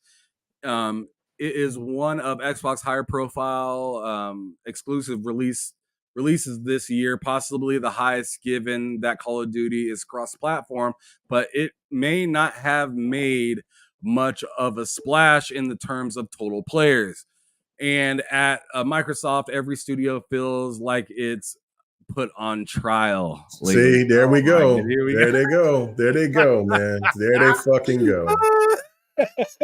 All right, so it continues to say, we only have a limited array of metrics to go on in the current state of relatively non-transparent game performance, namely 2 when it comes to Xbox games. First, there is the top 50 most played Xbox games list that is updated every few days on a bit of a delay. It took a few days, but Hellblade has debuted on the list in 23rd place. It originally showed up in 30th last night. This, despite its inclusion in Xbox Game Pass. The caveat here is that this list is based on hours played, and Hellblade is a relatively short 6 to 8 hour game for most players, so you'd play quickly and move on. Still, at launch, you might imagine those hours would add up to something a bit more significant.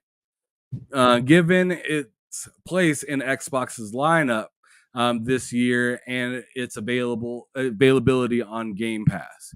The second metric we have are Steam numbers, which are always somewhat controversial, but the idea, but it's just data. In this case, it would indicate interest for a $50 game outside of Xbox Game Pass ecosystem. Hellblade 2 peaked at 3,982 players at launch. For context, the poorly reviewed Redfall peaked at had a peak of 6,124 players at launch. There's little point measuring longer term Steam numbers after given how short the game is, as most will play and depart. So the launch numbers will be most significant data, barring some sort of huge sale. What do you take away from that, K Mega? Bullshit. They're trying to make it, and this is my point that I was going to say, is that people forgot that Hellblade 1 on PlayStation, when it was exclusive, sold under 500,000 copies. And that wasn't a $60 game either. To me, it's like, when you look at, and I did find it, Big Bad Mo, he's right. Hellblade is in the most popular Game Pass list. And the games in front of it is NBA 2K24, Madden, Fallout 76, Forza, Fallout 4, Minecraft, and Rainbow Six Siege. That's impressive. And the games that's in front of that Hellblade, and the games that Hellblade is in front of is Yobi ain't going for it. Yobi ain't going. So he said they moving the goalposts again. Fuck yeah, no, he's right. They are. They keep changing these narratives, and now they're trying to. They are quick to want to put fear into the Xbox fan base to make them. I get it. I get that there's. I get wore down as well with the rhetoric that they say. Now they know that the whole thing of saying Xbox doesn't have any games and all this. So now they're trying to pinpoint as like, well, Xbox is going to give all their games away. And now they're saying, well, if the game doesn't sell well, then they're going to shut down that studio. But yet they didn't say anywhere in that article that Ninja Theory got greenlit for 3 other games.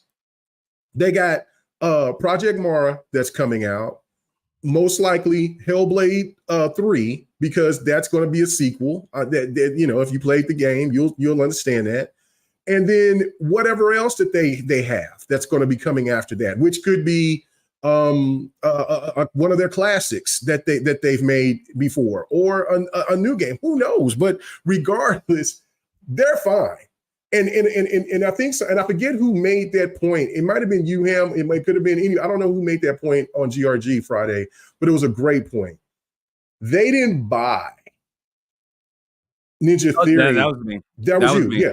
I've been saying that for weeks. That was a great point. They didn't buy Ninja Theory with a group in a group like they did ZeniMax or Activision. They bought Hellblade. They bought Ninja Theory by itself. And when they announced Hellblade, they announced it in 2018, which I felt was still the best Xbox showing I've ever seen, because that shit blew my mind. And I told people this when it happened. I said Ninja Theory is going to be the one that people are going to look at and say, yo, this is the studio right here that's going to set the bar. And they did. Now we'll see what Coalition does with Gear 6, with what they're going to do with that, because I think now it's officially the Coalition's time to take over to be the #1 franchise behind, I would say, Forza and behind Halo. I think that because Halo needs time to rest. They need time to cook. Halo needs its time. Halo has to get it together on the fact of finding its identity again. They've tried to listen to too many different people, and they have, and then all the other turmoil. No. It is now Gears' time to be that game to hold serve with Forza, and I feel that Ninja Theory is also set the tone of what graphics can look like going forward. And it's the standard now. That's and I've said that, and I mean that. Yeah, and I'm gonna stand on what I said last Friday, what I said probably the Friday before, and probably what I said the Friday prior to that, whenever this whole Tango and Arcane thing happened. Like, I've been telling these people, and I don't understand why. And actually, I shouldn't say I don't understand why. I totally understand why these big news outlets are saying what they're saying, and it's to garner clicks. But like, to be all honest, it's just like, just use your brain just a little bit. Like, Tango and Arcane, if they were outside of Bethesda now, or not now, but prior to them being purchased by Bethesda, Microsoft wouldn't have batted an eye at them.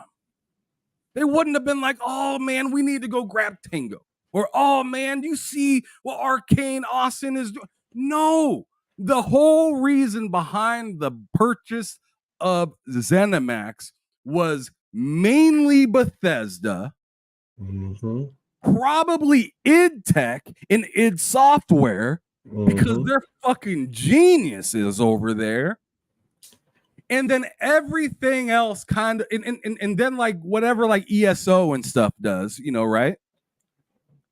And then everything else was just kind of like trial and tribulation. We'll see. We'll see how everything else works out. Same with Activision. I wouldn't be surprised if next year we hear about more stuff going away from Activision. I wouldn't be surprised, because they bought Activision for mainly like Activision's big piece that is like Call And of Blizzard, Duty yeah. or Overwatch, yeah, and Blizzard with their Diablos and their ability and for King StarCraft and their and their mobile ports and stuff like that. There's gonna be some things that just kind of just don't make the cut after so long, after they get done doing their measurements of what's worth keeping and what's not worth keeping. And I'm sure that's what this last year and a half has been for Microsoft with Bethesda, is kind of a trial period with part of Bethesda. Is this going to work? How's the reception on it? Oh, the reception isn't that great. Well, sorry, but we can't keep you here. Right. But when you look at Ninja Theory, it's a totally different situation. You got purchased for who you are. Right.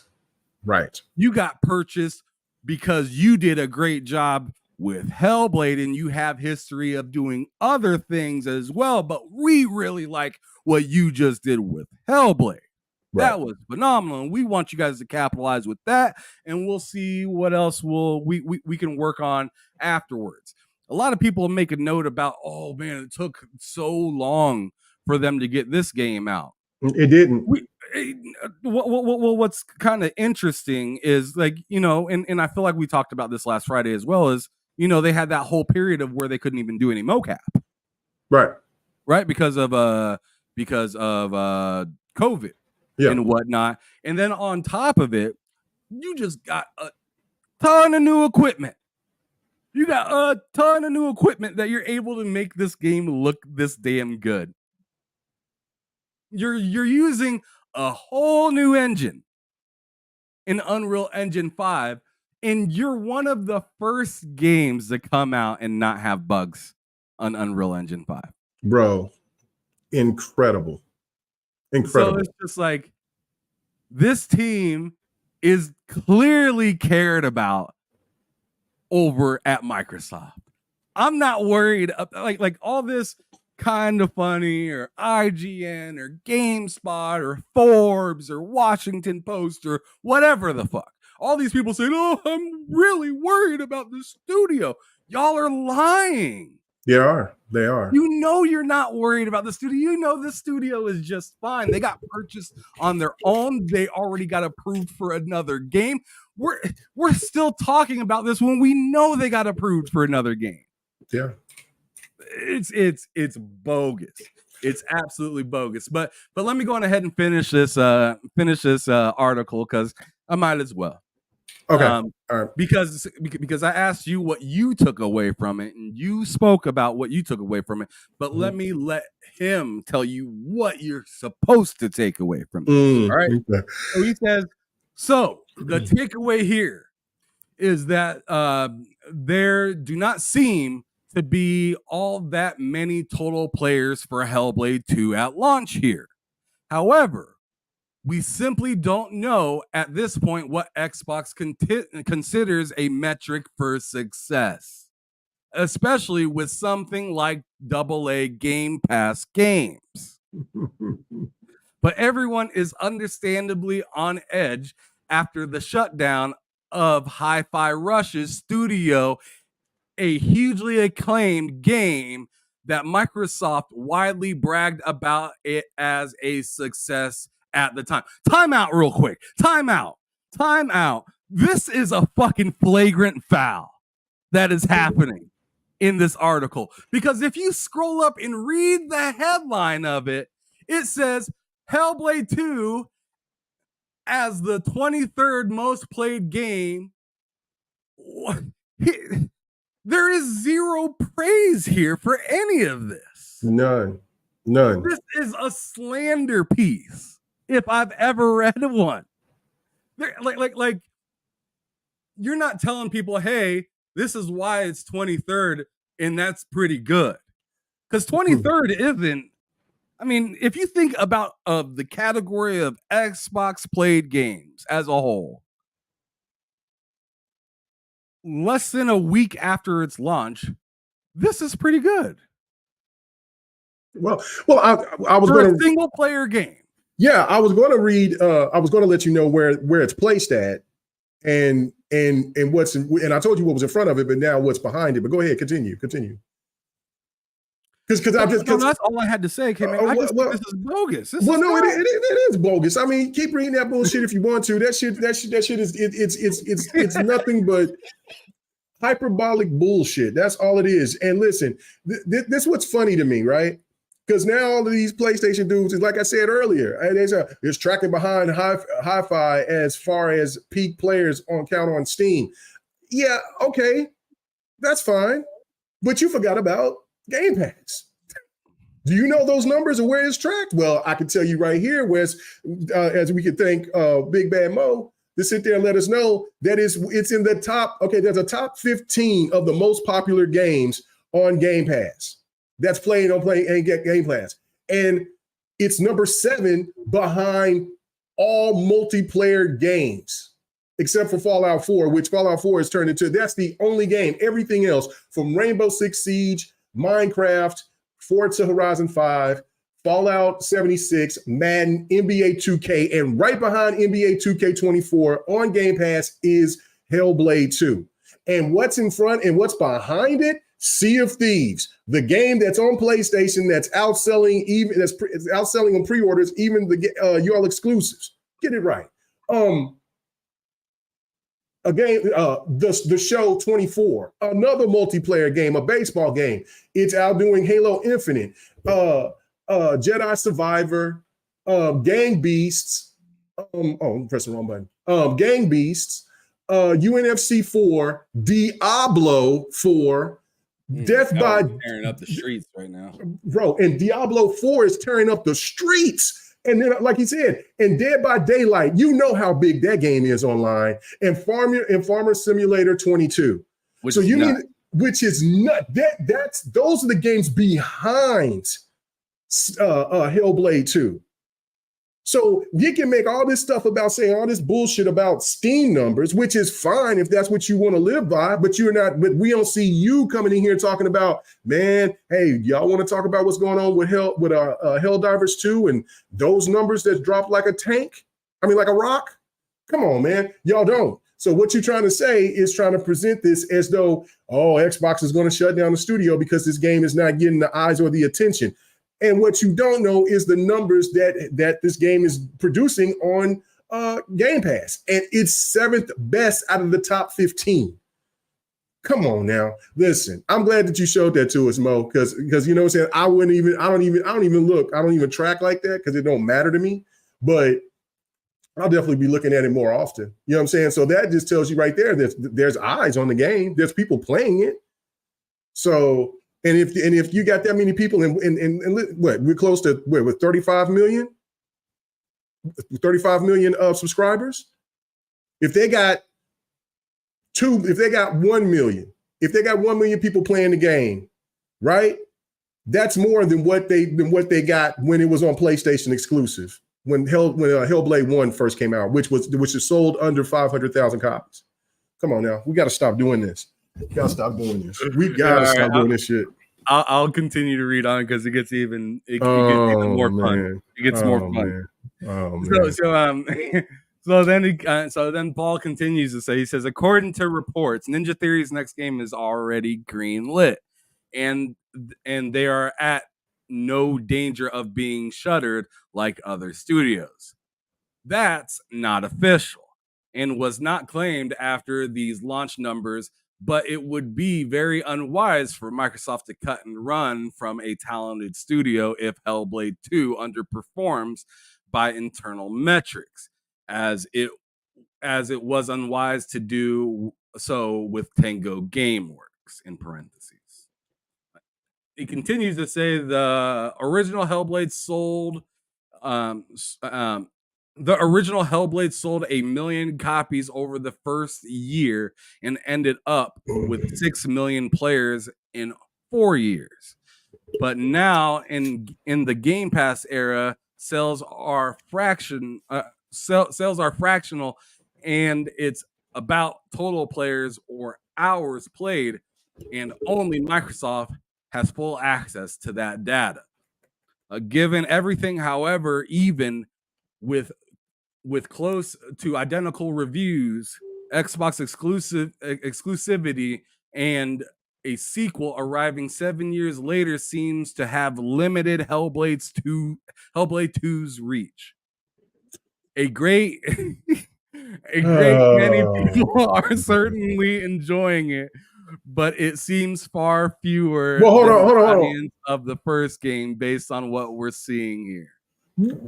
Oh, okay, so this dude.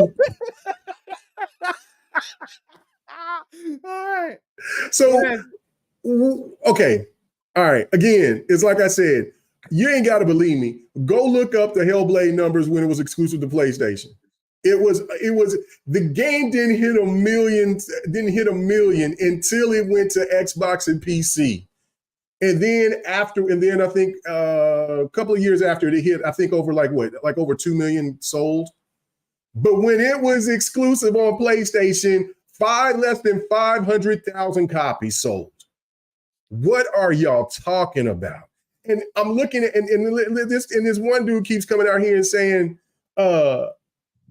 he said Hellblade 2 estimated to be selling around 200K. From where? If you're talking about from the Steam numbers, then you talk about Steam numbers, then that's pretty goddamn good. Then let's talk about the Xbox number. Are you talking about overall? Then okay, let's see how it did, because let's see if it can hit the same amount that it did at 500K. And then you're not even equating also the number of people who's playing it on that's in the top 7 of the most played on Game Pass. Those subscribers too. So listen, as long as it gets over the 500,000 that it reached over of people playing the game and also from Game Pass and also buying the game, then it did its job. And then continuously people will get it when it goes on sale, things like that. So listen, man, come on. Y'all got to stop this. This is crazy. This is nuts. These guys, you know what I'm saying? This guy's in here. There's people in here to 250K. He said, oh, hold on. Was it 250K? I don't know. I thought it was 500K. But anyway, regardless, I don't know. This shit is funny though. But that's disgusting to me. That's disgusting. These people, man. That's what I'm saying. The gaming media is man. Why is it? I can't wait to see what he's got to say about Stellar Blade. Because Stellar Blade is how many? What did it reach? In what? On PlayStation. I mean, that's the only place where it's at right now. I don't know. See, that's what I'm saying. Like, and they want you to be that way. I don't care about what the numbers is on PlayStation because they got 60 million consoles sold. What's those numbers for Stellar Blade? What's that look like? I don't think it's bad at all. Oh shit! Oh, I stand corrected. Big Bad Mo, he said, yeah, it was 250K on PlayStation for Hellblade 1. So I gave them 350 more thousand. It was 250,000 sold copies. 250 more. I mean, 250 more. I'm sorry. Yeah, I was saying, yeah. Well, I'll tell you that Oklahoma education is fucking me up. Well, I'm going to blame it on this beer, on this German beer. You can't mix all that up anyway. But no, yeah. But no, come on, man. Okay, so let's just do this then. Okay, so when it was exclusive and I said 500,000, so I was off. It was 250K, and if it's at 2, and if what old dude was saying that it's estimate that it's at 200K on Xbox, then it only needs another 50,000 to meet what the PlayStation did, and we're talking about a console that had 100 million consoles at that time. Or it was 80 to 100 million at that time. So what are you trying to say? So, I mean, if it's making the same amount of numbers, then it's, but you're not including the Game Pass numbers on top of that. So I don't know. So as long as it meets its expectations, that's all that matters. So did you give it to me, Sir X-Man? I'm sorry, Sir X-Man. I'm pretty sure I forgot by then. Sir X-Man gave you something else right here. Go on and read it. Oh, he said they got approved for Hellblade. Yeah, no, I did see about that. Yeah, that's what I'm saying. They got 3 games in the works right now. They got well, not in the works right now, but they got Project Martha, and then they're going to work on the sequel of Hellblade, and then it's going to be another game that they're going to be working on, and I don't know what that game is, and hopefully it might be one of their classics. I mean, I know it won't be Heavenly Sword because that's a place that PlayStation still owns the rights to that, I believe. But it could be the one game with his name was Monkey. He rode on that hoverboard, really cool game. He was with a chick. I forgot what that game was called. I hope that they bring that back. So, all right, well, let's go ahead and just move on because this topic stinks. Yeah, that was garbage. Yeah, I mean, thanks for bringing it up, Big Mad Mo. But then I ended up at this article, and that was not great. The article stunk. But anyways, let's go ahead and talk about the new game that's going to be coming out later on, I believe in September. And I'm extremely excited about it. Space Marine 2.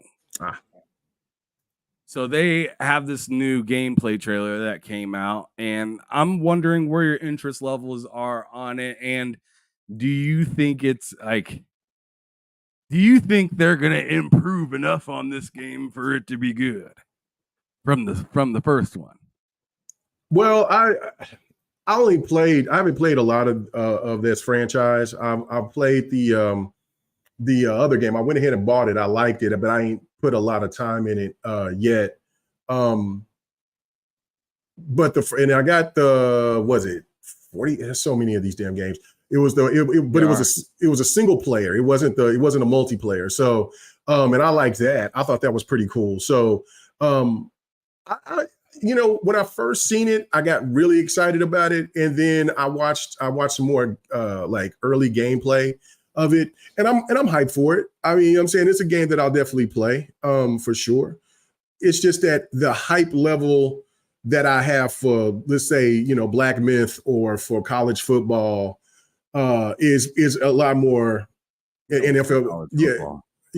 I say college football. Yeah, it's way higher. So yeah, I'm definitely intrigued to wanting to play this game, and I'm forget about college football. I'm trying to forget. No, it's around the corner, sucker. And so yeah, so it's on a lower level because also I keep forgetting about Stalker 2 is going to be coming out, and I'm actually hype about Stalker 2. So this is kind of at that lower tier of excitement to where like I can't wait to play it.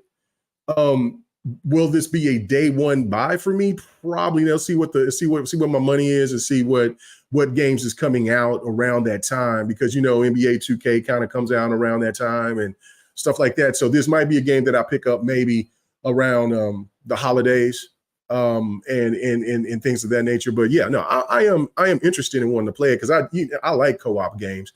I really do enjoy playing them. So I clearly am going to be more interested in this than you are, because I'm hyped for this game. I think this because I am I always call myself co-op slut. I love co-op games.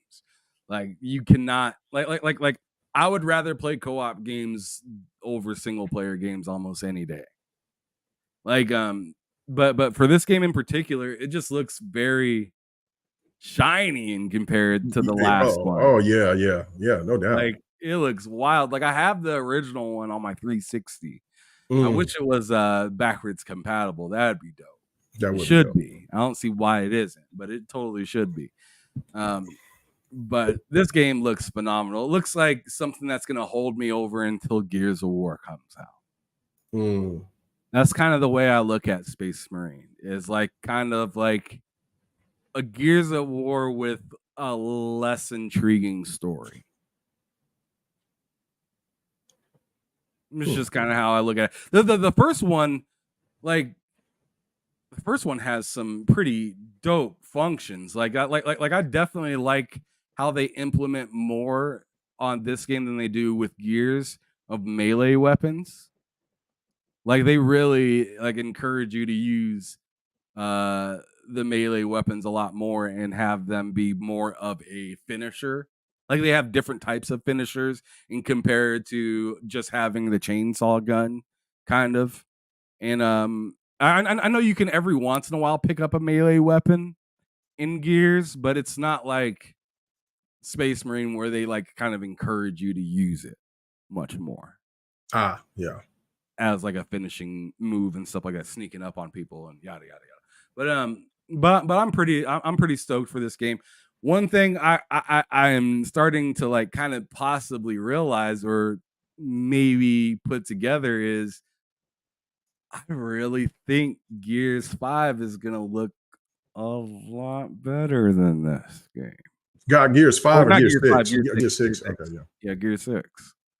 Like I'm looking at this game and it looks great and whatnot.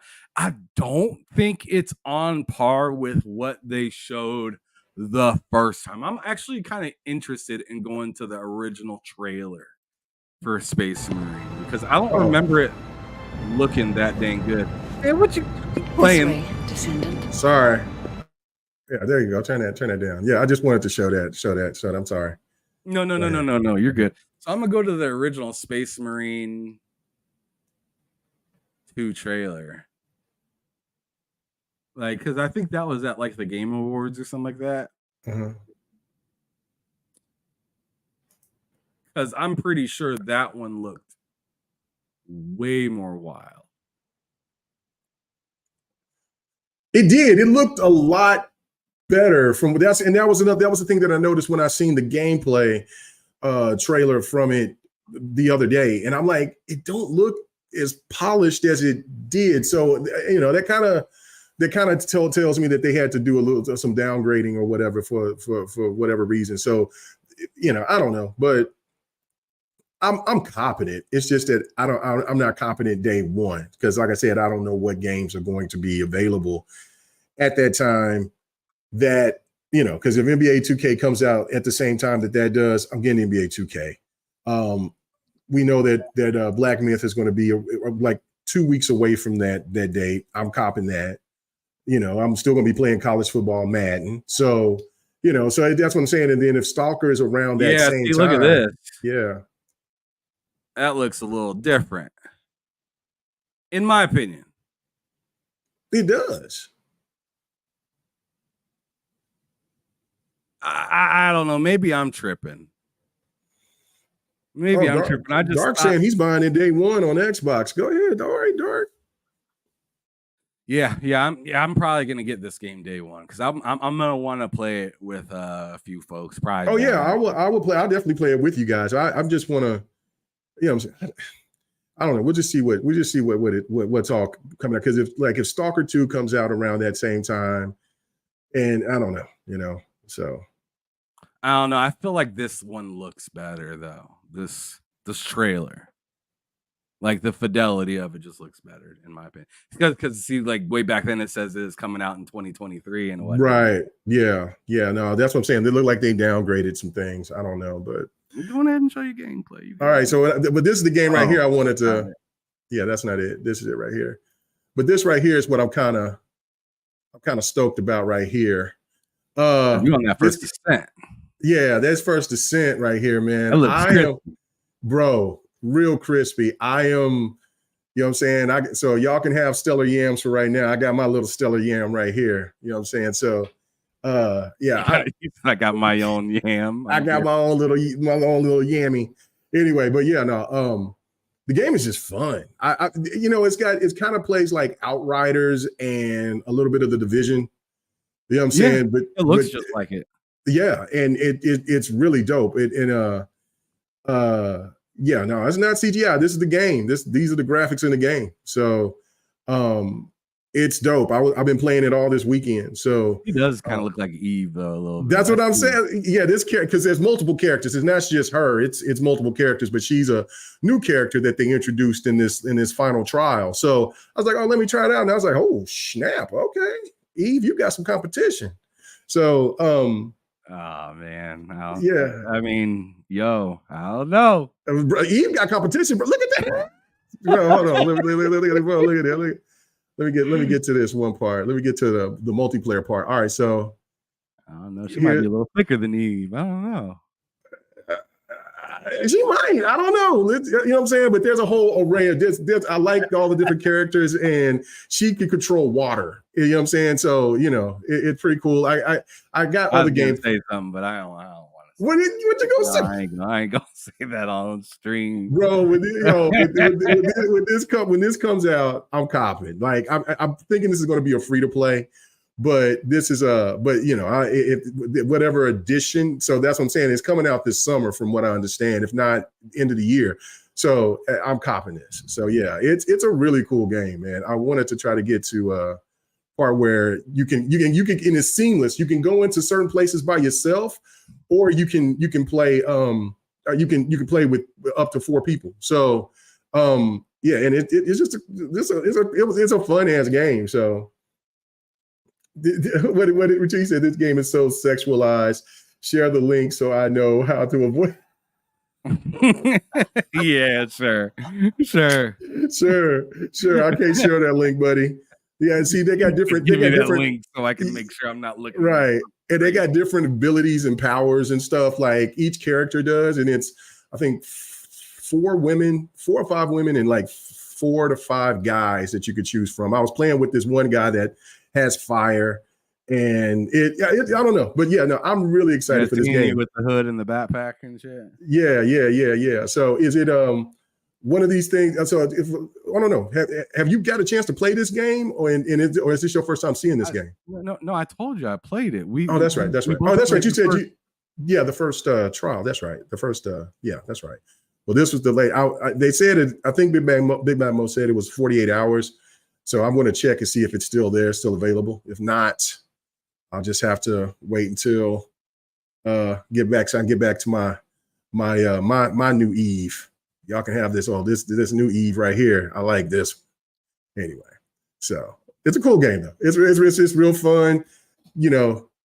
Kind of and then what's crazy is that it gets harder and harder and harder. So when I'm on this other level, like, man, I was getting destroyed. I had to play with somebody who was a level 45 to order just for me to just get past this one section. So it might look a little easy here, but it definitely is. It definitely picks up the pace. It gets a lot stronger. And so, yeah, and the weapon variations and what you can do with customizations.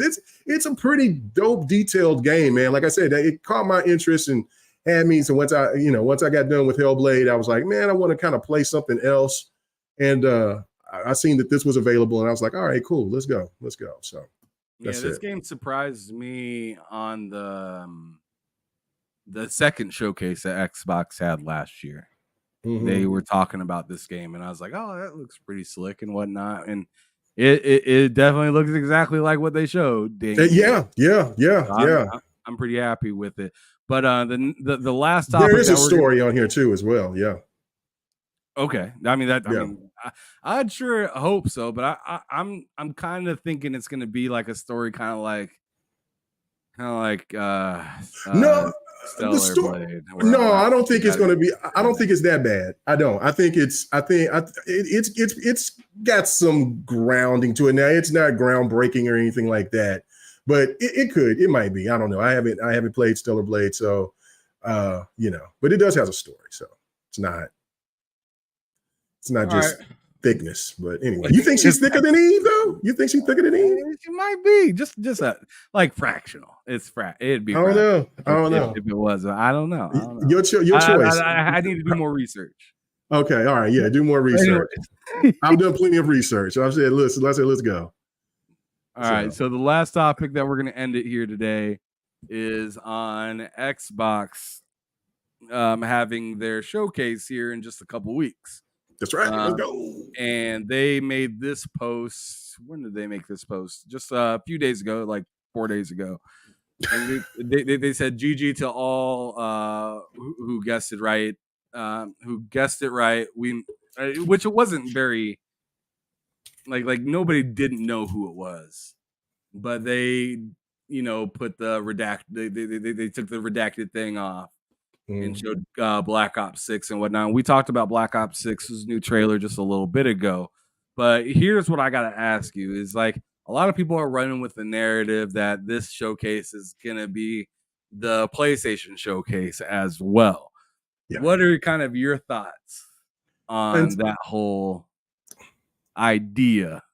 It's ridiculous until we see Gears, Forza, Halo, State of Decay, come over and get on PlayStation. Then that's when you can say, the whole exclusive thing, Xbox, whatever. It's like I've said before, if Xbox turns over, let's say 50 to 60% of their games and put them on other platforms, that still means that they have another 40, 50% of content that's still exclusive to the Xbox. Now, I would think that they would probably maybe go, now, if you're talking about just what the games were like with ZeniMax and so forth, because I don't see Fable ever coming to PlayStation. So that's a game that's a console seller for Xbox. That game is not coming to PlayStation. They would be smart to keep Starfield because it didn't need PlayStation to be successful.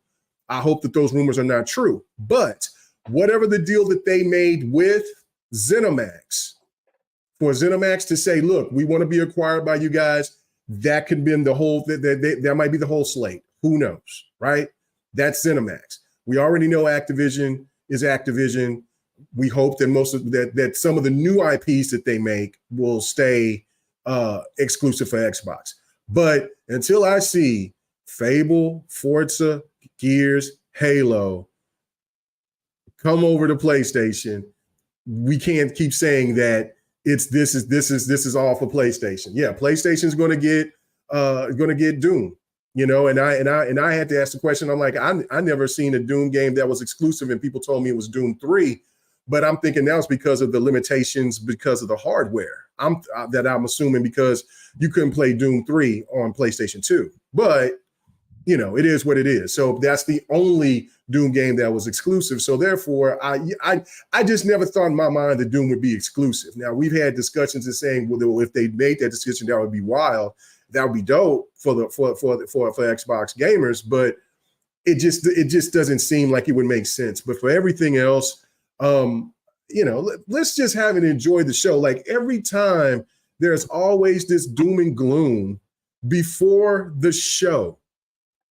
Every time, and Xbox did something that they haven't done in a really long time: is drop a banger, a true banger, a game that has everybody talking about it, and then have their show just right around the corner. So Xbox was fantastic on placing that game, placing Hellblade where it is, and then getting people ready just a couple of weeks to go to where we're going to have their event. You know what I mean? So let's just see what they have. Of course, every game that they're going to show, if we don't hear exclusive or something like that, the stands are going to go crazy. The media themselves are going to ask the questions and try to divert from what Xbox is going to show. So let's just have a good time and have that discussion later. I hope Xbox addressed that shit right off the bat so we don't even have to have that discussion. You know what I mean? Like, have that game to come out and says exclusive. That's it. Then there ain't no question. You know what I mean? You know what I'm saying? But Xbox get cute and you put this game out here and it, or say, I forgot what the other wording that they put on a couple of games to kind of let you know there was going to be a multi-plat. Then it's cooked. Or if you see a little fine print, then okay. But let's just have a good time and see what the show, because I think that they're going to, again, have the best showing than anybody else coming out in 2024. I mean, Xbox has been doing it for the last 6 years, where they've been 7 years, where they've been just kicking ass and taking names with their showing. So I think it's just going to be another great show. Yeah, I find it funny because it's obvious that it's obvious that Xbox is going to be creating games that go to PlayStation because of what they've said in the past with the whole legacy and whatnot, and they've also said case by case basis, right? So then it goes to outside of just legacy as well that they may be choosing from, which I'm thinking is more of a multiplayer aspect than it is a single player aspect.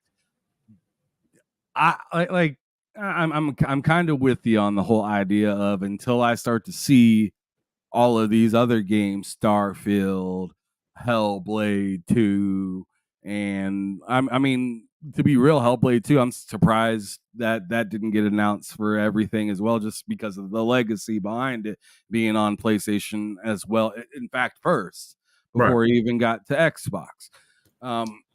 So I mean, I'm interested in this showcase and what they and what they have to say. But one thing that I wanted to kind of point out that I think is funny, more or less, I guess funny, is that I think Xbox or Microsoft themselves are relishing in the idea of people not knowing where things are. Oh, yeah, indeed. 100%. I think they Mhm. love that PlayStation fans are saying this is coming to PlayStation, and Right. they really don't know if it's coming or not. Right. And they just see the fans over on PlayStation hungry Very hungry. and looking to Xbox Yeah. to save them. Yeah, look I at find that wild. Like, bro, I'm excited for the Xbox showcase because openly. you excited for Xbox games. See, that is funny. That is funny. They're openly admitting now that Xbox has games. Ooh, They're the games they openly want. admitting it, because I mean, they'll try to, you know, put these caveats out there, but it doesn't work. The caveats don't work if you're still saying this showcase is for me too. Those caveats get ran right the fuck over. They're gone. Oh, yeah. They're done. They're Oh, cooked. So now they're clearly getting other targeted audiences to look at their stuff, and they're wondering, hey, is it gonna come? Well, I feel like that's gonna be funny moving forward, and they may even put a little bit more breadcrumbs out there, right? Of, oh, this is the little surpriser piece of this game might come out, and this game might come out, and whatnot, and then pull the rug from under you and say, well, this one's only coming to Xbox. Right. This one's only coming to Xbox. This one's only coming to Xbox. And then all of a sudden you're like, I guess I need to get an Xbox. And I totally think that's, I said this back when they were talking about putting Hi-Fi Rush on the Xbox, way before Hi-Fi Rush or even Sea of Thieves even came out for the PlayStation. I was like, they are doing something real nefarious over there. Mhm. They're doing something extremely nefarious, because not only are they kind of putting their own people kind of in like the midst of this like fight and whatnot, but they're also pulling people that were extremely against Xbox and showing them how little they really are Right. against Xbox. Right. And I felt like Hi-Fi, but more or less Sea of Thieves revealed, it was like I said last Friday, it took the mask off of Scooby-Doo's, you know, the bad guy Scooby-Doo's been running after all episode long, and it's just like, it was you the whole time. You really do enjoy this game, Right. you lying son of a bitch. You know what I'm saying? Yeah. So like, I feel like the way Xbox is going, it's a little bit of a dangerous path, but it's also extremely fruitful, depending on how they show up to the events and more or less advertise things. The way that they're already campaigning and advertising Call of Duty, it's already looking a little reckless.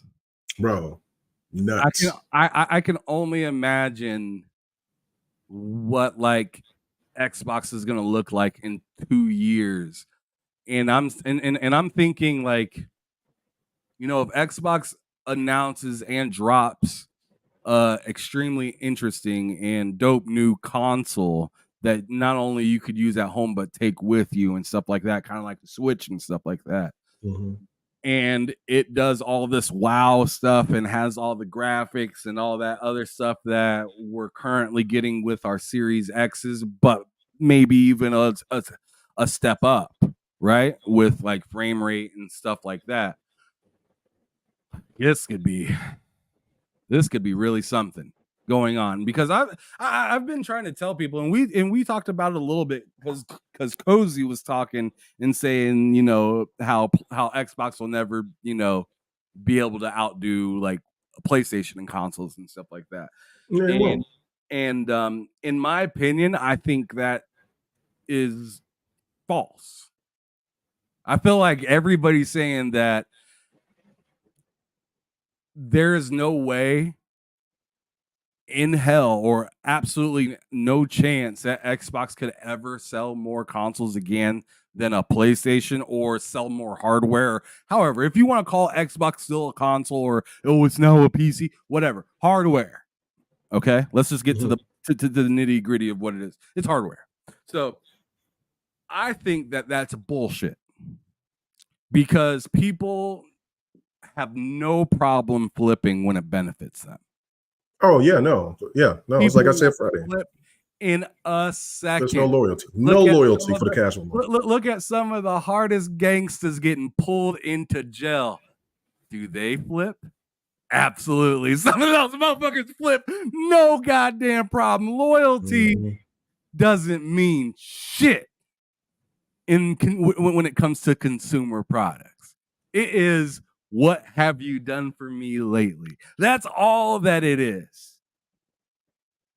Because I mean, I seen somebody that posted in your thread last week for GRG. They're like, the 360 had everybody captivated, and I was like, yeah, exactly. You're proving my point right there. Because the PS2 had everybody captivated. Then all of a sudden, the 360 has everybody captivated. That's right. And then all of a sudden, Xbox stepped into some shit, and the PS4 had everybody captivated, and it moved on into this generation as well, because Xbox never fixed the problem in the last generation and let it carry on into this generation. So now that they have all these acquisitions, they have Bethesda and some of the teams around there, they have Activision and all of those teams. They got Obsidian. They got all these guys, Ninja Theory, all these folks, 30 plus teams. They're gonna walk into a generation with that many teams. It's not the same. People are saying that there's no way they could make a comeback. Yo. How many times has AT&T fell to the wayside and then made a comeback? How many times has DirecTV fell apart and then came back? Do you see what I'm saying? These businesses have these moments where they just don't know what the fuck they're doing. They don't know how to navigate. They don't know how to forecast. But once they figure it out, it's a problem for the opposition. It's a problem. Yeah, no, it is. It is. I mean, how many times have we heard about, Netflix is dying, and then all of a sudden it has the most fucking numbers again? I said that last week. I said that last week on this show. I said, man. I said the same thing. Like that, they keep on trying to say these things are dying and dying and dying, and then next thing you know, and then they would try to start that bullshit too, talking about, oh well, we got to be concerned because they canceled this show, they canceled that show, and next thing you know, here they come with another a whole bunch of other shows that replaced the shows that they canceled. Like, a lot of us just don't know about business, especially the way that it's constructed today when you're involving these subscription services. All I know is that every time that I look at my bank account, I'm paying all time. Me and my wife is paying tons of money to services, and some of them that we don't even watch all the time. use. You know what I'm saying? But we're still constantly paying into it, things like that. They're making money hand over fist. I mean, not everything is going to last or be around, but when you have the best service, you're going to still be sustainable. And that is in game. Look, they remember him when they said, well, they got to get to 100 million. They can't be sustainable if they don't get to 100 million. If they don't get to that, because I think it was right when they got to like 5 million or something like 5 to 6, 7 million or something like that. And they say, well, if they get to 20, they can survive, but I don't see them getting there. Well, they got to 20 million. Then they said, well, if they don't get to this, they don't get to. And when they announced that Call of Duty is getting ready to come on Game Pass, that shit's going to jump up to 50 million. Easy. You think easy? Oh, Call of Duty on Game Pass? Bro, people are going to find out what the fuck Game Pass is because I'm trying to save it to where because Garcia had a point here. I want to get to that. But yeah, no. That's where it comes back to the loyalty thing. People keep thinking, yeah, PlayStation is known all over the world. Xbox is not. I mean, that's why I posted what Blue Arrow said. What's going on, Miss K? How you doing? How you doing, young lady?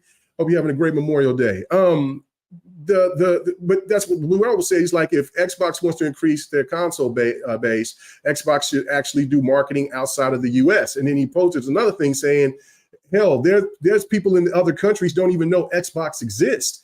It comes back down to the advertising sector. But going to what Garcia said, this might be the whole strategy of what Xbox is from the beginning, because they did say that in that damn documentary. And he says, Xbox was not created to compete with Sony, but to divert Sony from replacing the home PC. They told us this on the first episode of the Power of documentary, and he's right. Fact. He's right. And this is why I keep going to this, right? I keep saying this because it just makes sense. Xbox is last stand. I mean, last move is Steam. It's Steam. Because they already have the PC market completely locked. Apple, Linux, none of that shit. Nothing touches Microsoft. Microsoft is PC pretty much, right? Like, it is what it is. They buy that fucking app.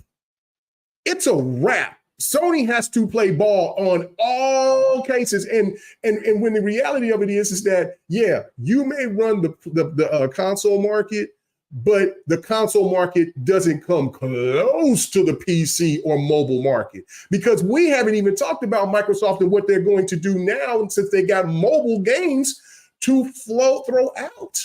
So listen, I know I seen old dude bring up this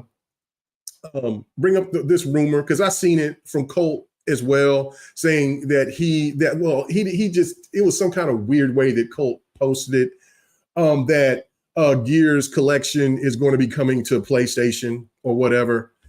And I'll just remind you, Colt also was the one that said that Madden 24 was coming to Madden 23 was coming to Game Pass day one.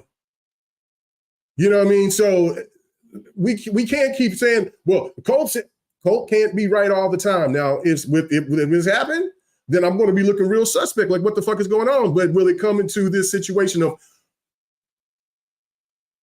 what the hell Xbox is doing? But it all comes down to the strategy of them. If they saying, well, if we got a way to sit here and to coil ourselves around PlayStation, and this is the way to do it, we know that our fans ain't going to like it, but we're going to get what we want at the end of the day. And we're going to have Sony where we want them, because we're going to make so much money. And it'll be what I've always said. Xbox will become the market leader because they'll still sell consoles without selling more consoles than PlayStation or Nintendo. So, I mean, and I've been saying that I wasn't thinking this strategy would be what they would do, but if they did that, would I like it? Fuck no, I wouldn't like it. I don't like that High Five Rush went over there. I don't like to see if Thieves is over there. But again, if it's making money hand over fist, I mean, now High Five Rush was a dud. It didn't do shit. It didn't do shit properly on Xbox, and it did shit. It damn sure it did worse on PlayStation. So, you know, learn trial by fire. Redfall is gone dead on the wayside because of its failures, right? But I don't know. We'll see what this strategy is. I just don't see it. I don't see it. Do you see Gears going on PlayStation, Ham? Do you see it?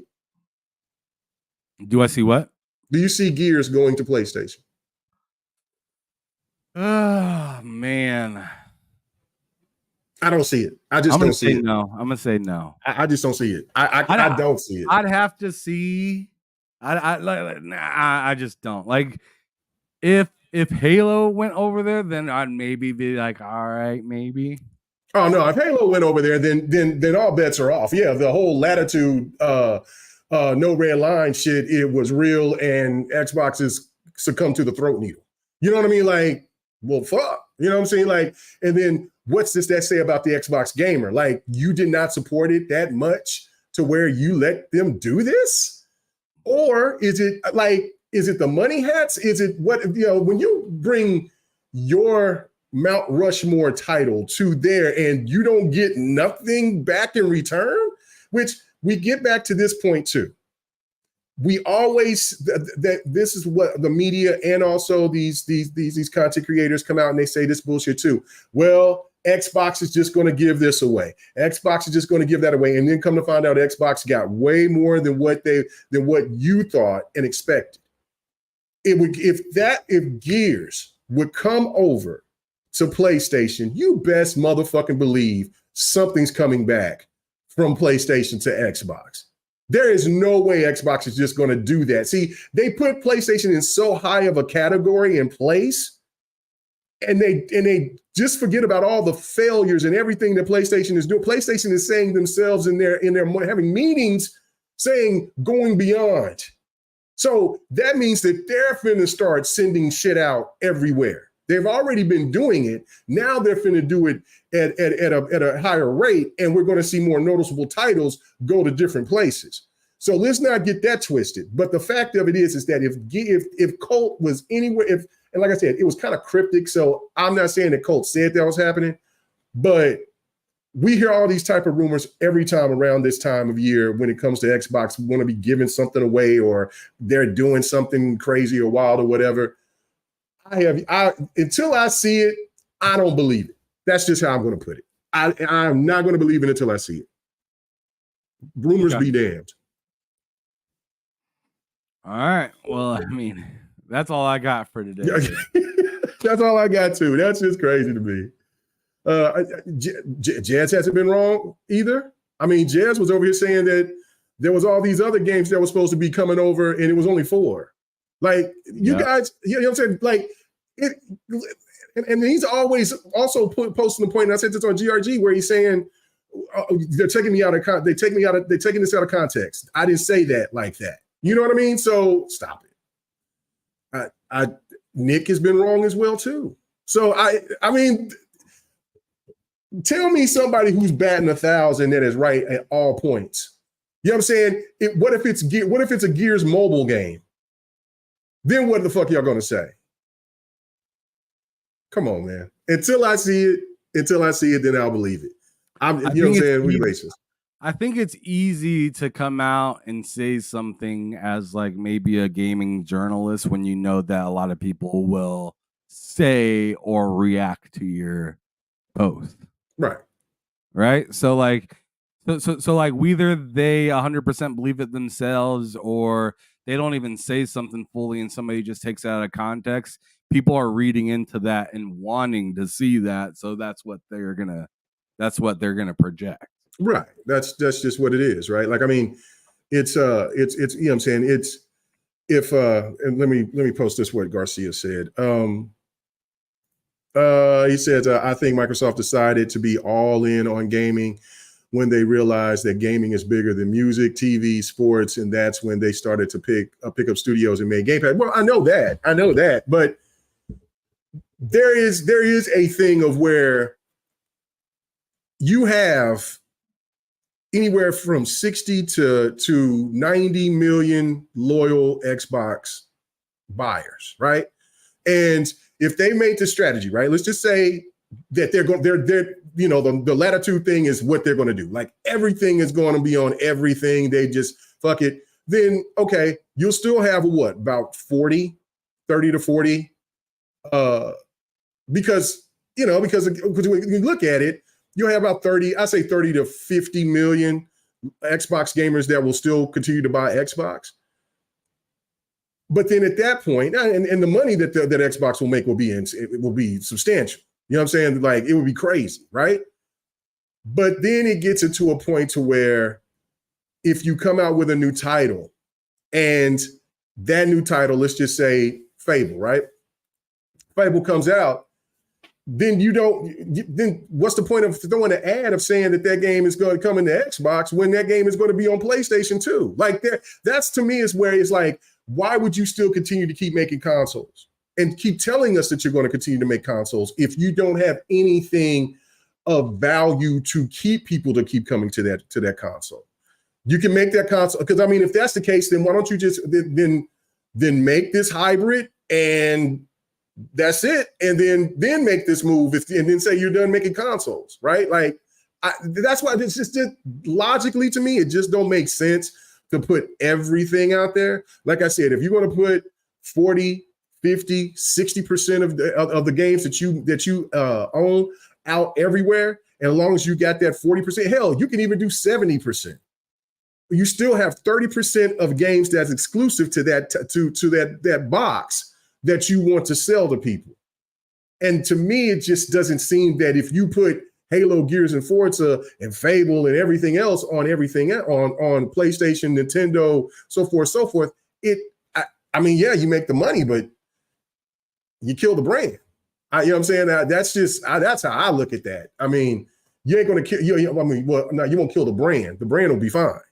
But the console aspect of it, it just seems like it would be just, I don't know, like, you know, I'd still buy the Xbox. I'm not going to stop buying the Xbox. But to me, it would be just more of a thing like, damn, like, can't be talking about sales numbers, can't be worrying about anything else like that, because they're not going to generate more sales. And maybe that is the strategy. I don't know. We'll see. But until I see Gears there, when I see Gears there, it's not going to change me from not buying an Xbox. Now, I'm different. I'm all in on Xbox. So you get the fuck out of there. I don't care about PlayStation that much for me to go all the way back and, you know, start over. Well, I'm not starting over because I mean, I got PlayStation, but, you know, deal with PlayStation bullshit. Not doing that. Until you, and I mean, here's something that PlayStation fans or not PlayStation fans, but like PlayStation stands is what I should say. Stands just don't really understand. Is like, until you really get yourself into the ecosystem and find out what it all can like kind of do for you, and you just don't understand why that's where I choose to play like 90% of my games. Right.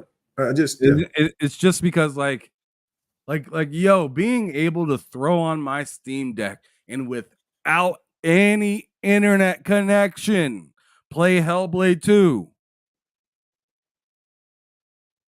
To me, that's amazing.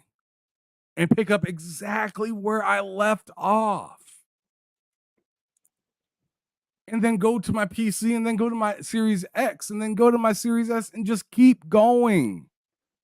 I can keep changing the rooms. I can keep changing other people's, you know, I can hop on somebody else's PC and keep going from where I was. Somebody else's Steam Deck. Somebody's ROG Ally. Like, yo. Like, that's just like to me, that's just like something I can't do with Nintendo. Something I can't do with PlayStation. And until people understand how convenience is the reason why I am such a big Xbox fan, there's just nothing I can really say to them.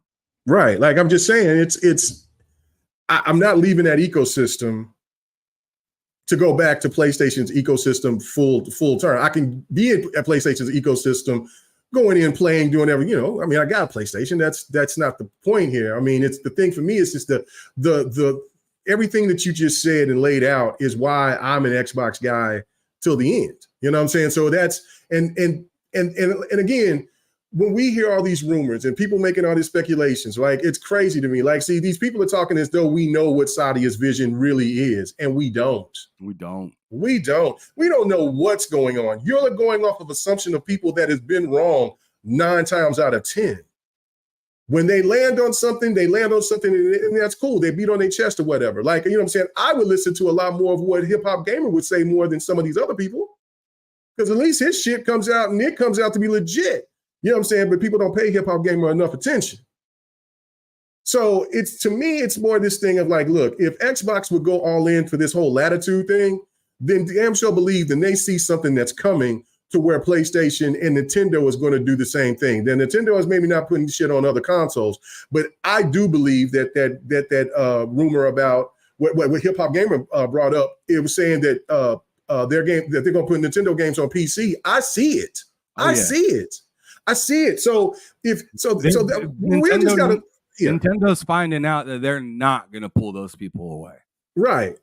And that to me is like, it's crazy to me that you think that PlayStation is sitting so well that they're not going to make moves either. And they already have been right before your eyes. You just was telling me just 5, 6, 7 years ago, I had arguments with Porter Rock and others that look, PlayStation would never put games on PC. It just doesn't make sense to them. And I said, PlayStation gonna follow the money just like Xbox is following the money. So if Xbox does this, then Xbox sees something that we as gamers in this community do not see.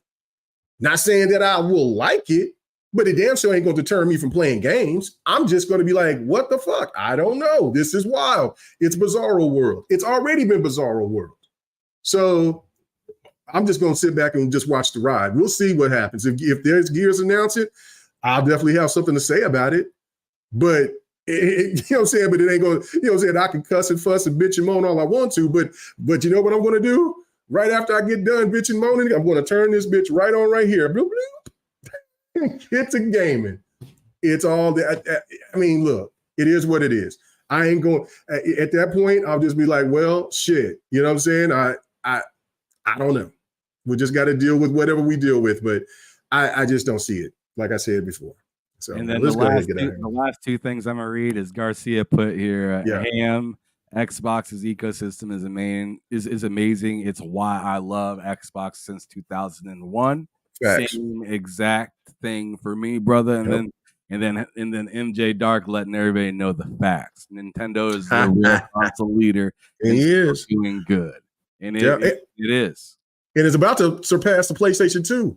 PlayStation is so fickle and so it's that old model that used to be absolutely the finest model in the world, but now she's old and you know what I'm saying, she's over here flabby like old Larry Holmes and shit, and she's trying to hold on to the looks and the style, so she just brings up lies and numbers and everything else to try to make herself still look relevant. Nah, Nintendo is still saying, look, we're going to go ahead and take that that PlayStation 2 number that you've been holding on to as the most consoles sold.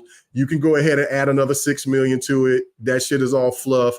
We're going to get it. We're going to be the number one selling console of all time. There's nothing you can do about it. That's just basically it. So sorry, Sony, you're going to lose another one to Nintendo. Console wise. My goodness, you messy. All right, man. Well, okay, Mega, going ahead and let yo folks on your channel know where else they can find you and everything like that, and my channel as well. And then I'll go ahead and do the same. All right, love you, Sony. Love you, PlayStation. You know what I'm saying? I'll boot you up. I'll boot you up here a little bit later. No, I'm gonna boot up Ghost of Tsushima. You got my money there. So, PC. Thank you. Keep bringing them. Keep bringing them. When Stellar Yams comes, it's going to be great. It's going to be glorious. Anyway, catch K Mega 405 on my channel, for where some of you guys are at. Also, check out, I got to get in touch with Don this evening and see if he's ready to do Devin the Gamer this week. He couldn't last week, so that's long overdue. So come check us out. They're hoping to have fight night last night. I was sitting there waiting for people to come through. Nobody didn't come through, so I forgot. I said, man, I stayed there playing Mortal Kombat by myself, and I should have went live with it, but I was over there practicing. And until 12 o'clock, I said, shit, nobody's coming here. So I got out of Discord at like 12:30 and I started playing something else. But yeah, but no, anyway, we'll do Fight Night again tonight. This time I'll go live. If solo or not, doesn't matter. Just go live and do the damn thing. Man, check out GRG Friday, and I'll probably have a My Thoughts video sometime this week as well too. So thank you guys so much. We out. All right. Well, Dan, you hurt your eyes? Oh no, I just watched a camel eat some cactus or something. I don't know. Anyways, this is your boy M-Solo05 Gaming signing out. Yeah, Stella. Yeah, Eve, you in trouble. You tripping. Anyways, you can check me out here on my channel if you happen to be watching it there right now. You can also check me out on K Mega's channel on Fridays for GRG podcast. But yeah, I do most of my stuff on TSWS Gaming. You may be on my channel watching right now. You may be over on K Mega's channel. You can slide over to my channel if you want to check it out. I'm finishing up a few more interviews before I stop doing that, but I will be continuing to do podcasting and talking about all different types of things revolving around gaming for the most part. I might be branching out and trying something a little new on my podcast as well. Hopefully with K Mega and Loke here in the near future. But anyways, it was good kicking it with you guys this afternoon. This is your boy Ham Solo 05 signing out from TSWS Gaming. K Mega signing out from K Mega 405, I guess. And we'll talk to y'all later. One more thing before we go. What's up? Go check out that Will Smith song that he dropped a day or two ago, or I heard it for the first time last night. It's dope. Will Smith got an album coming out, bro. The bars is ridiculous. He was flowing his ass off without one curse word. Will Smith still got it. And also check out LL Cool J's freestyle. Man, these old dudes still showing y'all, man. Look, yeah, I've seen LL Cool J's freestyle. Yeah, listen to Will Smith's cut, man. That shit is beaten. I was very highly impressed. But anyway, all right. Peace out, y'all. Peace.